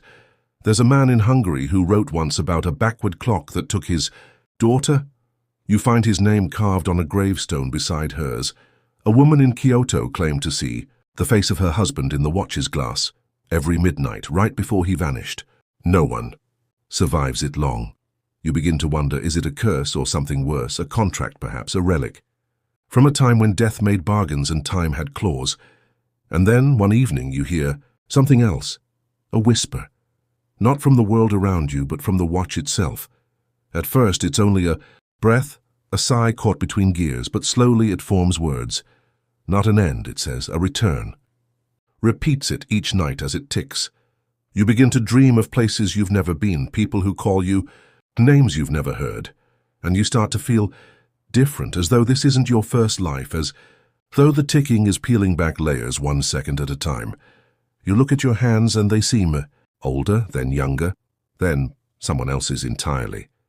You begin to wonder, what if the deaths weren't punishment but unraveling? What if time itself is reversing around you? You test the theory, begin writing notes, journals, marking events. You notice strange changes, small but real. A scar you had as a child fades. A memory you cherished shifts. Your best friend's face is different. A favorite song hums in a key you've never heard. Something is being rewritten. The countdown, you now believe, is not to a death, not in the way you thought. It's a return, but to what?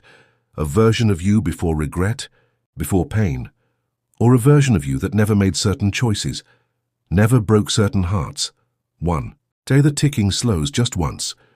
A long pause, like the breath before a leap, and you realize the watch isn't counting your life backward. It's counting you backward, back to a point you don't yet remember. Or maybe a point you've tried to forget. You stand beneath the old tree where it all began.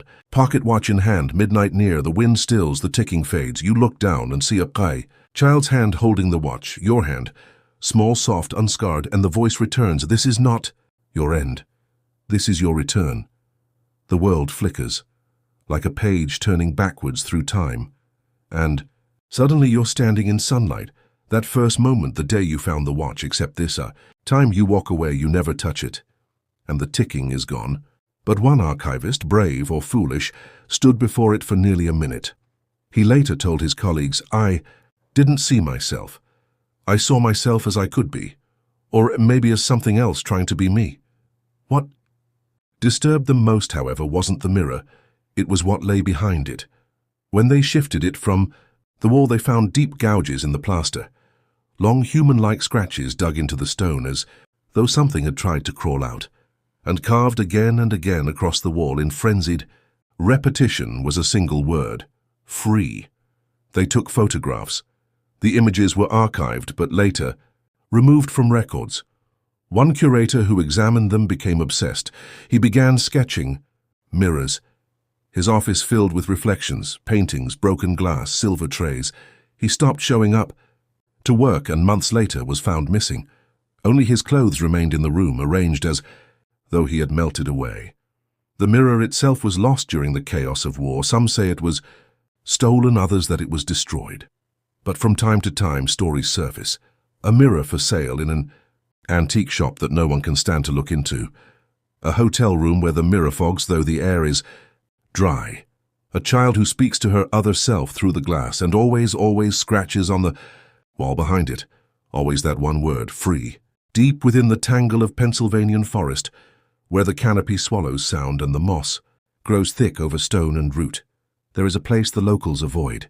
Hunters walk wide circles around it. Hikers quicken their pace when they sense they're near. Even the animals seem to hesitate. Squirrels grow silent.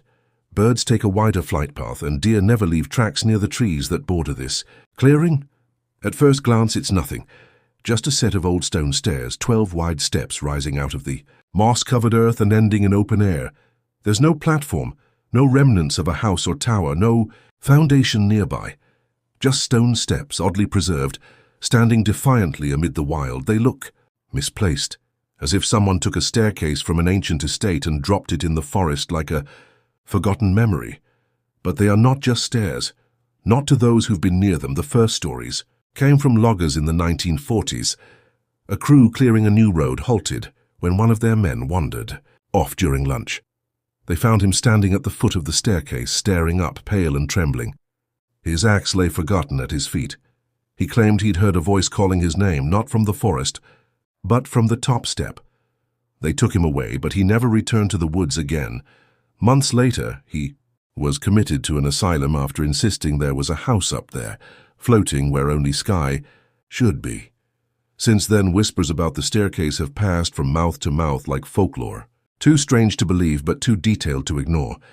Some say the stairs were once part of a colonial mansion lost in time, destroyed by fire or war. Others believe it predates even that, tied to an older, forgotten people, one that built upward not for shelter but for worship. But the most unsettling tales are recent, and they speak not of history but of presence. Campers sometimes stumble across the stairs by accident. The clearing is quiet, unnaturally so. No rustling of leaves, no insect hum, no breeze, just stillness, heavy and pressing. Some feel watched.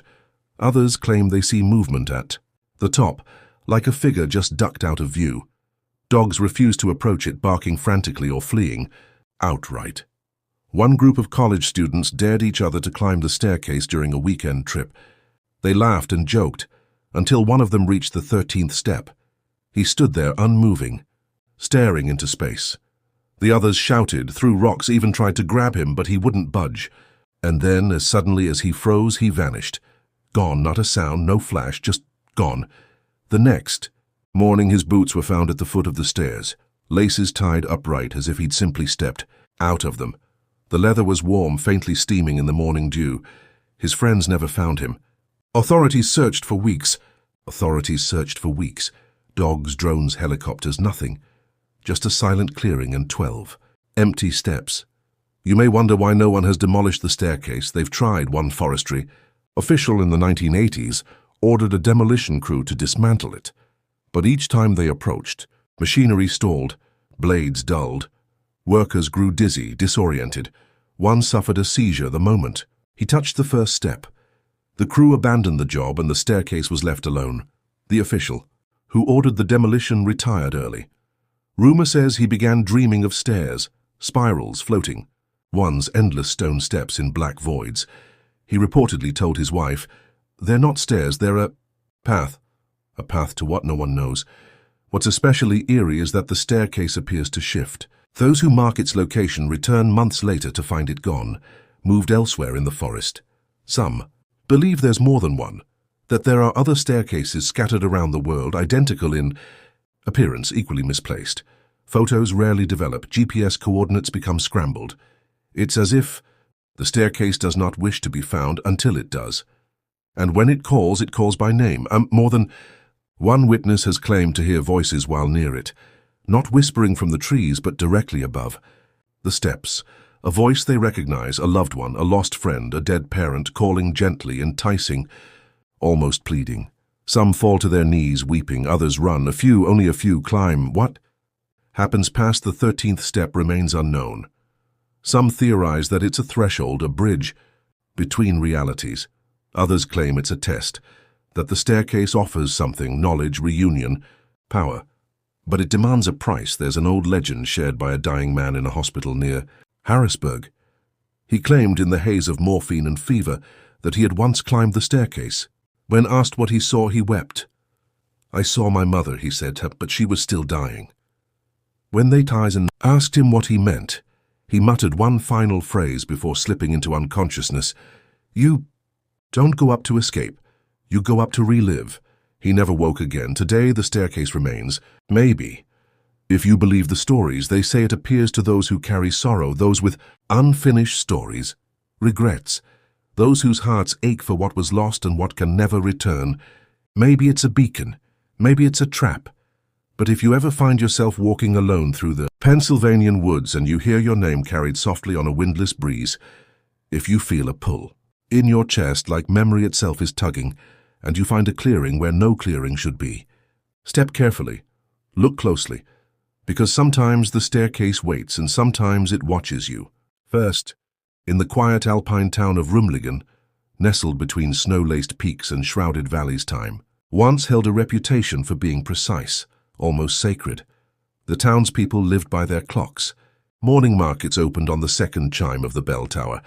Prayers were whispered at noon, and silence fell each evening when the final toll rang out over the sloping rooftops. But all that ended. The nighttime itself betrayed them. When every clock in Rimligen froze at exactly 3:07 a.m., the easy townspeople woke confused. Wristwatches blinked blankly. Wall clocks refused to move. The grand bell tower in the center of the square, usually so dependable it marked births and funerals alike, stood quiet. At first, people blamed a power failure or some freak electrical storm, but the sky was clear. No. Winds howled. And strangest of all, manual wind-up clocks had stopped too. The kind passed down, through generations, built not with batteries but with careful fingers and ticking hearts. Then came the whispers. The master clockmaker, Herr Elias Fugeli, had been found dead at his workbench, a recluse, known for the delicate genius of his creations. Elias had once repaired a 200-year-old cathedral chronometer, using only a piece of twine, a shard of sapphire, and a tuning fork. He lived in a workshop that smelled of oil, brass, and cherrywood, always humming softly as he worked into the night. But that morning his humming was gone. They found him slumped over blueprints and shattered cogs. His chest bore an open wound, horrifying but surgical in its neatness. Inside it, instead of organs, were tiny gear wheels, springs, and ticking components, as if someone or something had replaced his heart with a timepiece, and beside him, perfectly upright, stood a strange device, a gleaming bronze clock unlike any the town had ever seen. It had no numbers, no hands, only a circular face that rippled faintly like the surface of water. When a finger was placed near it, it ticked forward, Once, then again in reverse, then again twice forward. The rhythm was unpredictable. It didn't follow seconds or minutes or even the turning of the stars. It was ticking out of time, obeying rules only Elias had known. The coroner wrote his report with trembling fingers. "Cause of death. Unknown trauma," it said. "Chest cavity contains mechanical intrusion. No blood, no pain observed." But more chilling was the footnote he scribbled at the end, eyes wide open, mouth parted, in a smile. The town buried Elias the next day, but no chimes marked the hour. His own inventions refused to honor him. Every time they tried to ring the bells or wind the tower's gear, the mechanism jammed as if in protest. Then people started to change. It began subtly. Mrs. Heidegger, the florist, reported waking each morning remembering the following day's events. Children said their dreams played in reverse, like film unwinding in flickers of shadow and echo. A local painter found his canvas, repainted itself overnight, layers unbrushing back into blankness. And a baker swore he lived the same morning 3 times, each version slightly different. By the end of the week, the town council sealed Elias's workshop. Too many visitors reported nausea, time loss, and nosebleeds upon entering. One man, a journalist from Geneva, claimed he spent 5 hours inside, though his recording equipment showed only 7 minutes had passed, but the rumors refused to stay buried. Some said Elias had been working on a temporal harmonizer, a clock that could rewrite moments, repair regrets, undo wrongs. Others whispered he'd made a deal with time itself, offering his body as vessel for something ancient, a consciousness, a ticking god. They spoke in hushes about the design etched into the clock's backplate. A perfect Ouroboros, the snake eating its own tail, coiled within a broken hourglass. Below it 3 words were engraved: Tempus me devorat, time devours me. Months passed. Clocks were replaced. Watches imported. Life tried to resume, but even today, no timepiece. In Rimligan stays accurate for long. They gain seconds, lose hours, bells ring minutes early. Children are born on the wrong day. Old men die seconds before they are supposed to, and every year on the anniversary of Elias's death, time halts again at precisely 3:07 a.m. Just for a breath, a tick, a pause in the universe where even birds stop flying and rivers seem to still. Locals now leave candles on the clockmaker's doorstep. Some pray, others plead. One child born the nighttime first froze swears he hears ticking in his dreams, not around him but within him. The mysterious final clock remains sealed in a glass case at the town's museum. It does not tick, it does not move, but anyone who stands before it swears they feel something shifting. Some say Elias succeeded, that in his final moments he built a bridge not forward or backward but beyond, a chime not of metal or sound but of meaning, her doorway made not of wood but when, and perhaps one day the clock will tick again, backward, forward, then stop right at the moment it all begins again.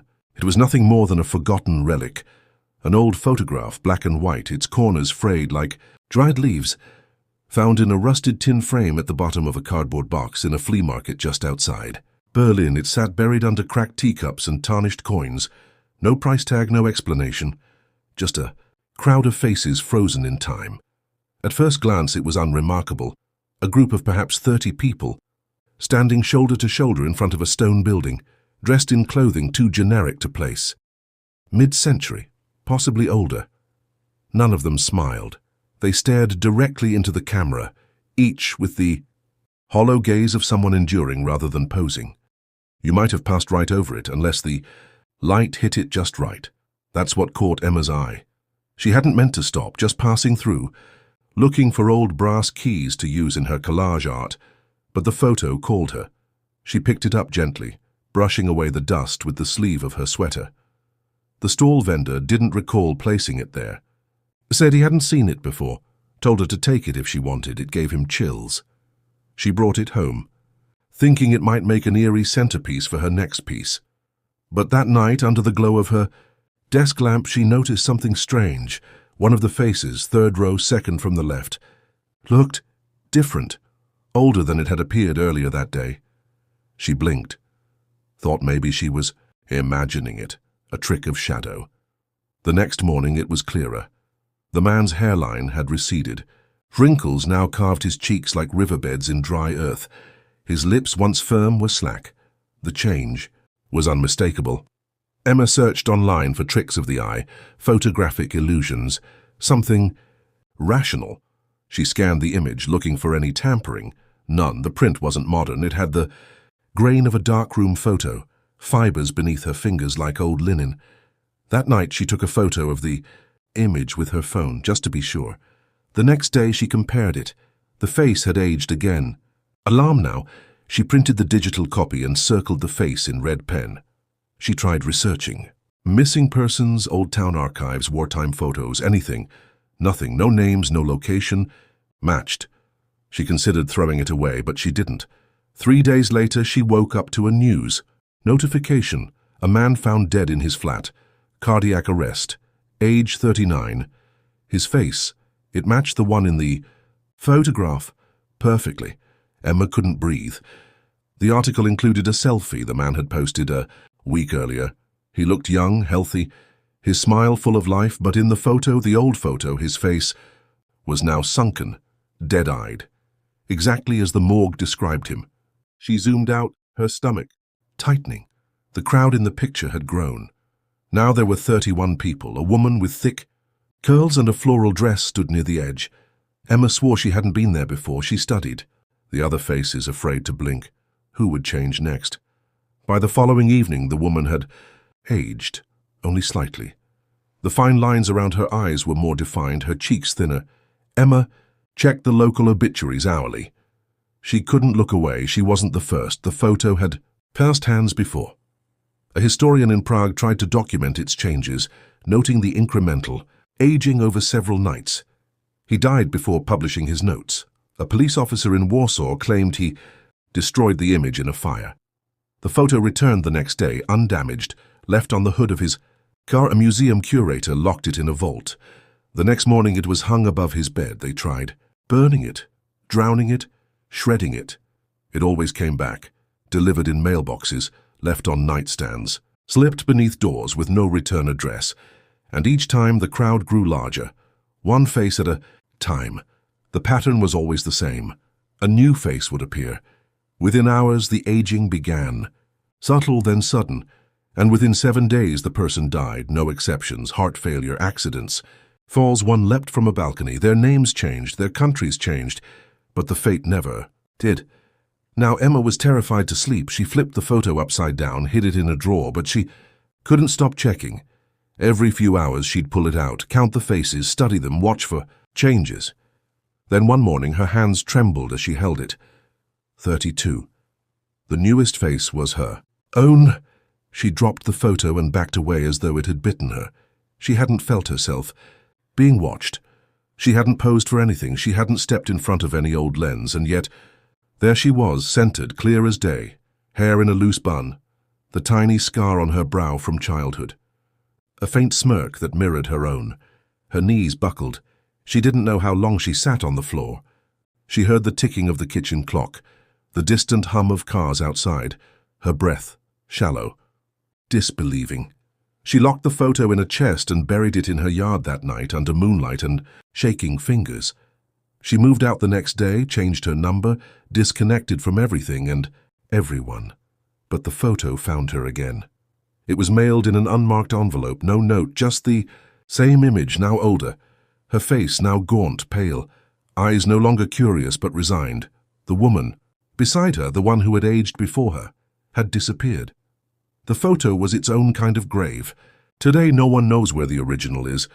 Some say it's hidden in the archives of an abandoned sanatorium in Austria. Others claim it was buried with its last victim. But every so often a copy turns up at a flea market, an estate sale, a donation box. And somewhere a face in the photo is growing, older. For as long as he could remember, the boy had dreamt of the red door. It was always the same, a plain red wooden door, aged and worn, standing by itself in a place that didn't make sense. Sometimes a foggy forest, sometimes floating in a starless sky, sometimes in the middle of a hallway that seemed to stretch on forever. The door never had a handle, never opened, never moved. It simply was, a constant in a world of shifting dreams. And each time he got closer to it, just before he could touch the wood, he would wake up, heart pounding, sheets drenched in sweat. As he grew older, the dreams faded but never vanished completely. They came fewer and farther between. He stopped mentioning it to his friends, stopped trying to sketch the door in the margins of his notebooks. Life became louder, school, work, bills, and the strange red door drifted into the background of memory. Still, on quiet nights it would return, always the same, always silent, watching. At 19, he left home to travel, backpacking across Asia, chasing temples and mountaintops. He carried with him a thirst he couldn't quite name. Perhaps it was adventure, perhaps escape, but deep down it felt like he was searching for something old, something buried. It was in the high mountains of Tibet where his dream reached out to him in waking life. The monastery wasn't on any map. A thin dirt path led him off the main trail, whispered to him by a local boy who pointed up the slope and said, "Simply don't go alone." The wind had picked up, cold and dry, carrying the scent of stone and incense. The higher he climbed, the quieter the world became, and then through the veil of mist he saw it. The monastery was carved directly into the mountain, weathered, ancient, seemingly abandoned. But what stopped him in his tracks was the door, embedded in the stone wall of the monastery's side, half covered in vines and dust, was the red door from his dreams. No handle, no signs, just there, waiting. His breath caught in his throat. For a moment he felt dizzy, unsure if he was dreaming again. He reached out and touched the wood. It was real, cold, splintered, pulsing, faintly beneath his fingertips like the beat of a second heart. A monk appeared beside him, as if from the mist, old hunched, eyes sunken with knowledge too deep to speak of. He looked at the boy and shook his head slowly. "You saw it before," the monk said in perfect English, "in your sleep." The boy nodded. "You must not open it," the monk said, voice like the wind scraping across a grave. Some dreams do not belong in the waking world. Others appeared. Monks of varying ages, silent, afraid. They surrounded the door but kept their distance from it. They whispered among themselves in hushed, panicked tones. The boy felt an overwhelming pressure building behind his eyes, like the dream was growing louder. "But what's inside?" he asked. "No one remembers," said the elder monk. "But we remember the silence that followed. The boy should have walked away. He should have listened. But dreams that stay with you from childhood are hard to ignore. They claw at your spine. They whisper in your bones." That night, while the monastery slept, he returned to the door. He stood before it for what felt like hours. It still had no handle, but somehow he knew how to open it. He pressed his hand flat against the center and leaned in. The wood was warm now, almost inviting. The door swung open without sound. What lay beyond cannot be described. There are no words in any human language for what he saw. But the moment the door opened, the mountain groaned. The monastery cracked. The stars above blinked once, then went out. He was never seen again. The next morning there was no monastery. No red door, just bare rock where ancient stones had once clung. The path he had taken was gone. No signs remained of any temple or monks or the boy himself. It was as if the place had never existed. But the locals remembered. They whispered of the boy who dreamed too deeply, who found something that should have stayed hidden, who opened a door that only dreams were meant to see. And now, strangest of all, the dreams have stopped. For the first time in living memory, no one in the nearby villages dreams of red doors. Children sleep soundly. No whispers, no footsteps in the fog. It is quiet, too quiet. And yet, once in a while, travelers speak of strange things, of glimpsing a red door painted on sheer cliffs or etched faintly into the bark of an ancient tree, of hearing a low rhythmic creaking in the night like a door swinging slowly open and shut, of waking with the taste of mountain air in their mouths and a dream they can't quite remember.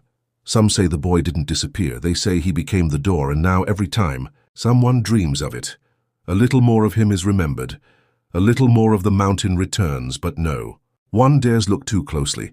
No one dares knock, because once you do, you might wake up standing in front of it, with no idea how you got there, just the wind and the wood and the silence behind it.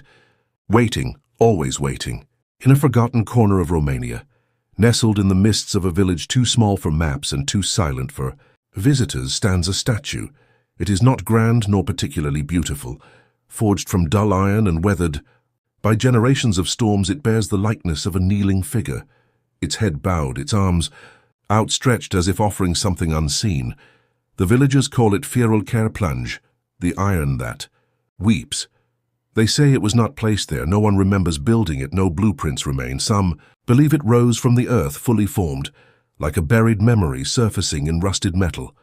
But every year, on both the spring and autumn equinoxes, it weeps. Not tears of water nor of blood, but rust-red trails that stream from its downcast eyes and along its pitted cheeks. The iron oozes as if remembering pain, as if grieving. It begins at dawn and continues until sunset, staining the grass and pooling in the roots of the surrounding trees. No birds sing nearby, no insects buzz, even the wind seems to hush when the statue cries. The villagers do not touch the tears. They do not collect them. Some say they are cursed, others say they're sacred, but all agree on one thing: the weeping is not natural. For decades, scientists and skeptics have arrived with tools and theories. They cite condensation, oxidation, and mineral seepage. They scrape at the iron, measure moisture levels, set up cameras, sensors, drones, and every year the data fails to explain why it weeps only on the equinoxes. Never before, never after. Why it weeps in silence with no change in temperature or weather, and why it weeps exactly from the eyes. One scientist, Dr. Anton Varescu, spent a full year in the village camped beside the statue, convinced he would find a rational cause. He returned to Bucharest thin, pale, and quiet. He refused interviews. When pressed, he whispered only this: "It watches, it listens, it remembers," and then he disappeared. The statue's true strangeness, however, is not its tears, but what happens to the children. Every child born in the village on the day of the equinox, when the statue begins to cry, is born perfectly healthy, with strong lungs and curious eyes. But as they grow, one thing becomes clear: they never speak. No tongue-tie, no neurological damage, no medical cause at all. They can laugh, they can hum, they can even scream, but they cannot form words. No language emerges. They live their lives in silence, eyes always drawn toward the statue. Some become artists. Some wander into the forests and never return. And one boy, at the age of 16, carved the entire statue into perfect miniature, using nothing but his fingernails and his teeth. He died the next day.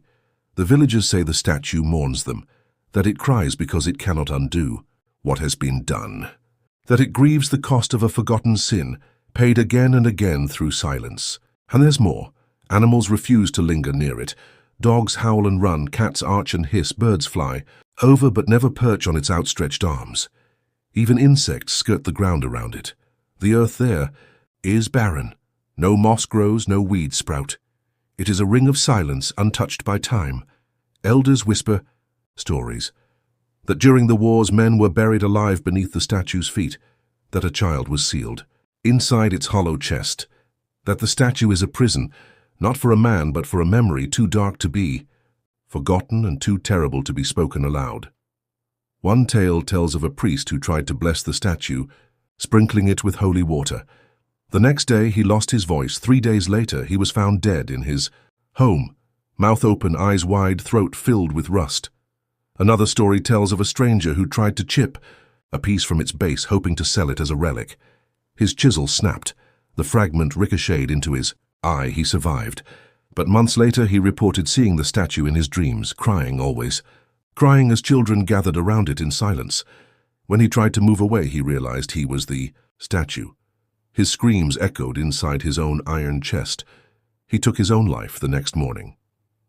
Despite all this, the villagers stay, some out of fear, others out of duty, and a few, perhaps the bravest, because they believe they are the statue's only chance to be forgiven. They tend the land around it. They light candles every equinox. They never let their children play nearby, and when the weeping begins, they gather in silence, not to mourn, not to pray, but to remember. No one knows what crime the statue remembers. No one confesses. But the iron remembers for them, year after year, tear after tear, and still it waits.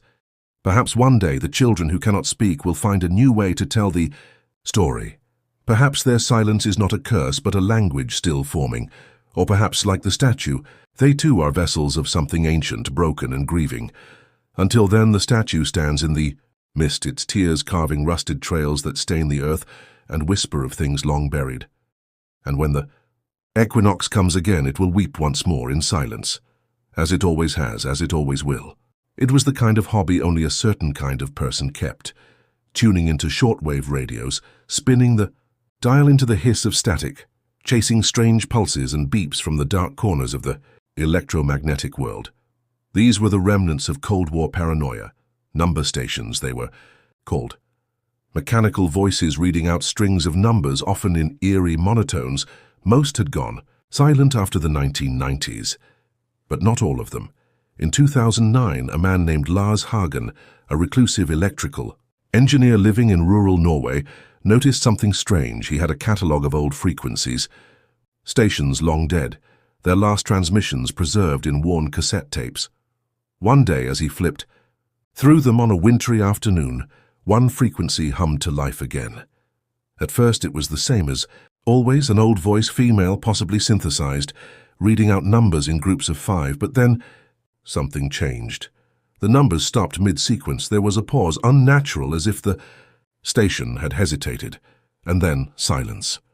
Curious and amused, Lars did what many amateur radio listeners would do. He spoke. "Who are you?" he asked, chuckling. His microphone wasn't even live, just a voice spoken aloud in a quiet room, not transmitted anywhere. Or so he thought. The next morning the station spoke again, only this time it didn't read numbers. It played a recording, not of the usual beeps or code, but of Lars' own voice asking, "Who are you?" The pitch, the breath, the hesitation, everything was exactly as he'd spoken it. Lars froze. He hadn't recorded it. He wasn't transmitting. No one else had been in the room, and yet there it was, his voice echoing out over the airwaves. He began recording everything after that, every frequency, every blip. But the station went silent for days. He emailed forums, tried to find others who might have heard the same thing. One user claimed to catch the same broadcast in Belarus. Another said they heard it in Texas, but the voice was in their own accent, asking the same question. Some dismissed it as a prank, others stopped responding. And then Lars vanished. His small cabin was found abandoned, door open, snow drifting inside. Coffee sat cold on the table. His shortwave radio still hummed softly, tuned to that same eerie frequency. Nothing else was disturbed. No footprints led away into the snow, no sign of struggle, no sign of Lars. A week later, a new transmission played. It was not a voice, it was a recording of ambient sound, wind through trees, the creak of floorboards, the rustle of someone walking slowly on old wood.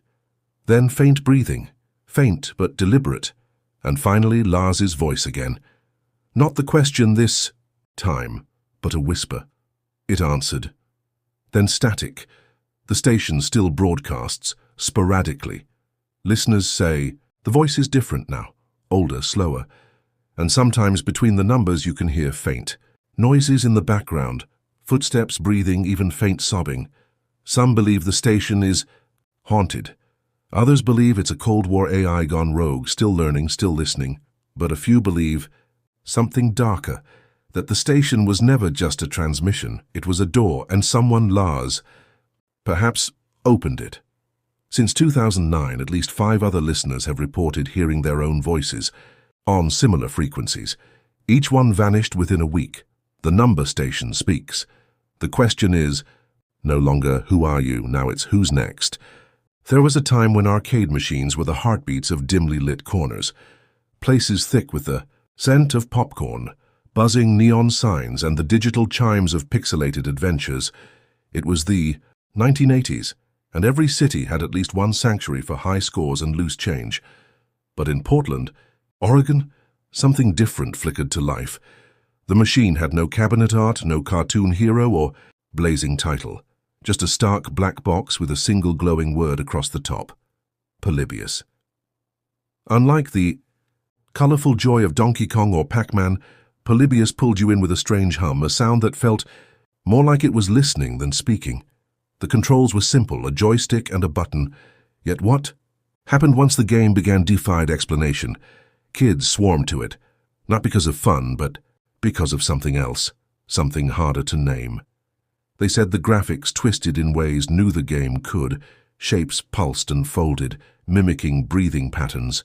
Symbols flickered. Between screens, some in languages no one recognized. Others were just flashes, subliminal, buried deep enough that players couldn't say what they'd seen, only that something was left behind in their minds.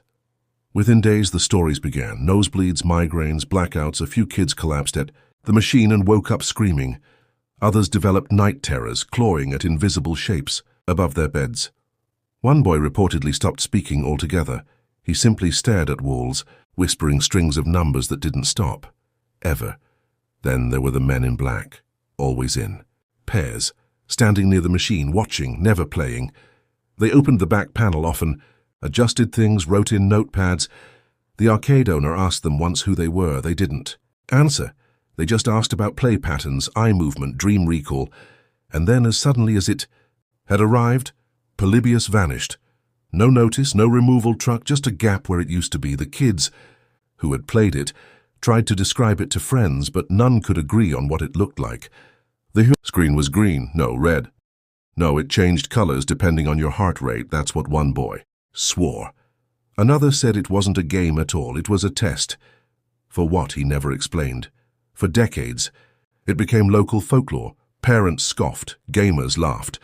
The internet made it a myth. People treated it like Bigfoot, fun to tell at parties, but not something you really believed. Then came 2011, a man known only by his online alias, Circuit Sleep, posted on a retro gaming forum. He said he'd found code fragments buried in a storage unit, filled with broken coin-ops and forgotten CRT monitors. Among the debris, a decayed floppy disk labeled PB1. Inside it, scrambled code incomplete, corrupted, but strange. It referenced non-standard color values, undefined audio triggers, and the phrase sensor input trauma repeated in different languages. Intrigued, he rebuilt what he could, set up a virtual machine, launched it. At first it was silent, then a hum, then the screen bloomed into geometric madness. Spirals, triangles folding in on themselves, and a low droning noise that vibrated. His headphones, he pressed a key. Nothing. Another, still nothing, and then from the speakers, children. Not music, not sound effects. Voices, small, distant. Crying. He shut the program. Immediately. When he reopened the folder, the game file was gone. Only a text document remained. Its title was his own username, Circuit Sleep. Inside a single line, "Stop looking." He never posted. Again. Some still search for the original Polybius cabinet. There are theories. CIA mind control. Experiments, Soviet psychological warfare, even rogue AI projects ahead of their time. But no one has found physical proof. No circuit board, no ROM dump, just whispers and screenshots too clean to be real. What haunts those who believe isn't just what the game did, but that it may still be doing it. Rewritten, masked, hidden in some app, some screen, some seemingly innocent download, the real. Fear is that Polybius didn't vanish, it evolved. And maybe, somewhere out there, it's still playing. Watching, waiting for someone curious enough to press start. There are places etched into maps, and then there are the places between the lines, the shadows. No cartographer ever dared to draw. Hidden doorways behind familiar buildings, abandoned corridors that still echo footsteps. Islands that rise and fall like a breath known only to those who should not speak of them. These 29 stories were more than mysteries. They were reminders, gentle, unsettling, whispers that the world is not entirely ours. For every city we know, every border we define, there exists something just beyond comprehension. A room sealed in time, a signal that replies, a road that doesn't end. They exist in silence, in forgotten files, in stories dismissed as dreams or madness. And yet even now, long after the stories fade, they stir something deep within us. Perhaps it's curiosity. That irresistible urge to knock, to open, to look closer. Or maybe it's fear, not of what we'll find, but of what might already know we're looking. Because these places do not just exist in geography. They exist in memory, in dreams, in the corners of your screen. In the moment you pause, thinking you heard something, just behind you. These aren't just locations, they are thresholds, places where the veil thins between reality and something far older, far colder. Why were we never meant to see them? Maybe because seeing is a kind of invitation, because observation creates connection, and once seen, some places see back. You might have noticed a pattern, a door, a sound, a voice on the other end. The recurring themes are not coincidence, they are echoes. These stories resonate not because they're the same, but because they hum with a truth we almost recognize, a truth we've been trained to forget.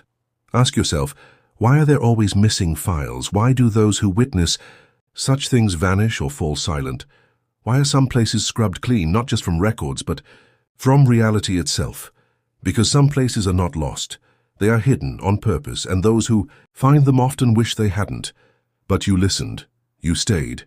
Through every door, every whisper, every unblinking eye carved into stone.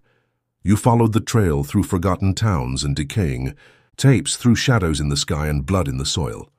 Perhaps now the map in your mind is forever altered. Not all who wander are lost, but some are never found again. So if you ever hear a voice when no one is speaking, if a path appears where none should exist, and if a door stands in a place it never stood before, pause, breathe, and remember, curiosity built this story, but caution finishes it.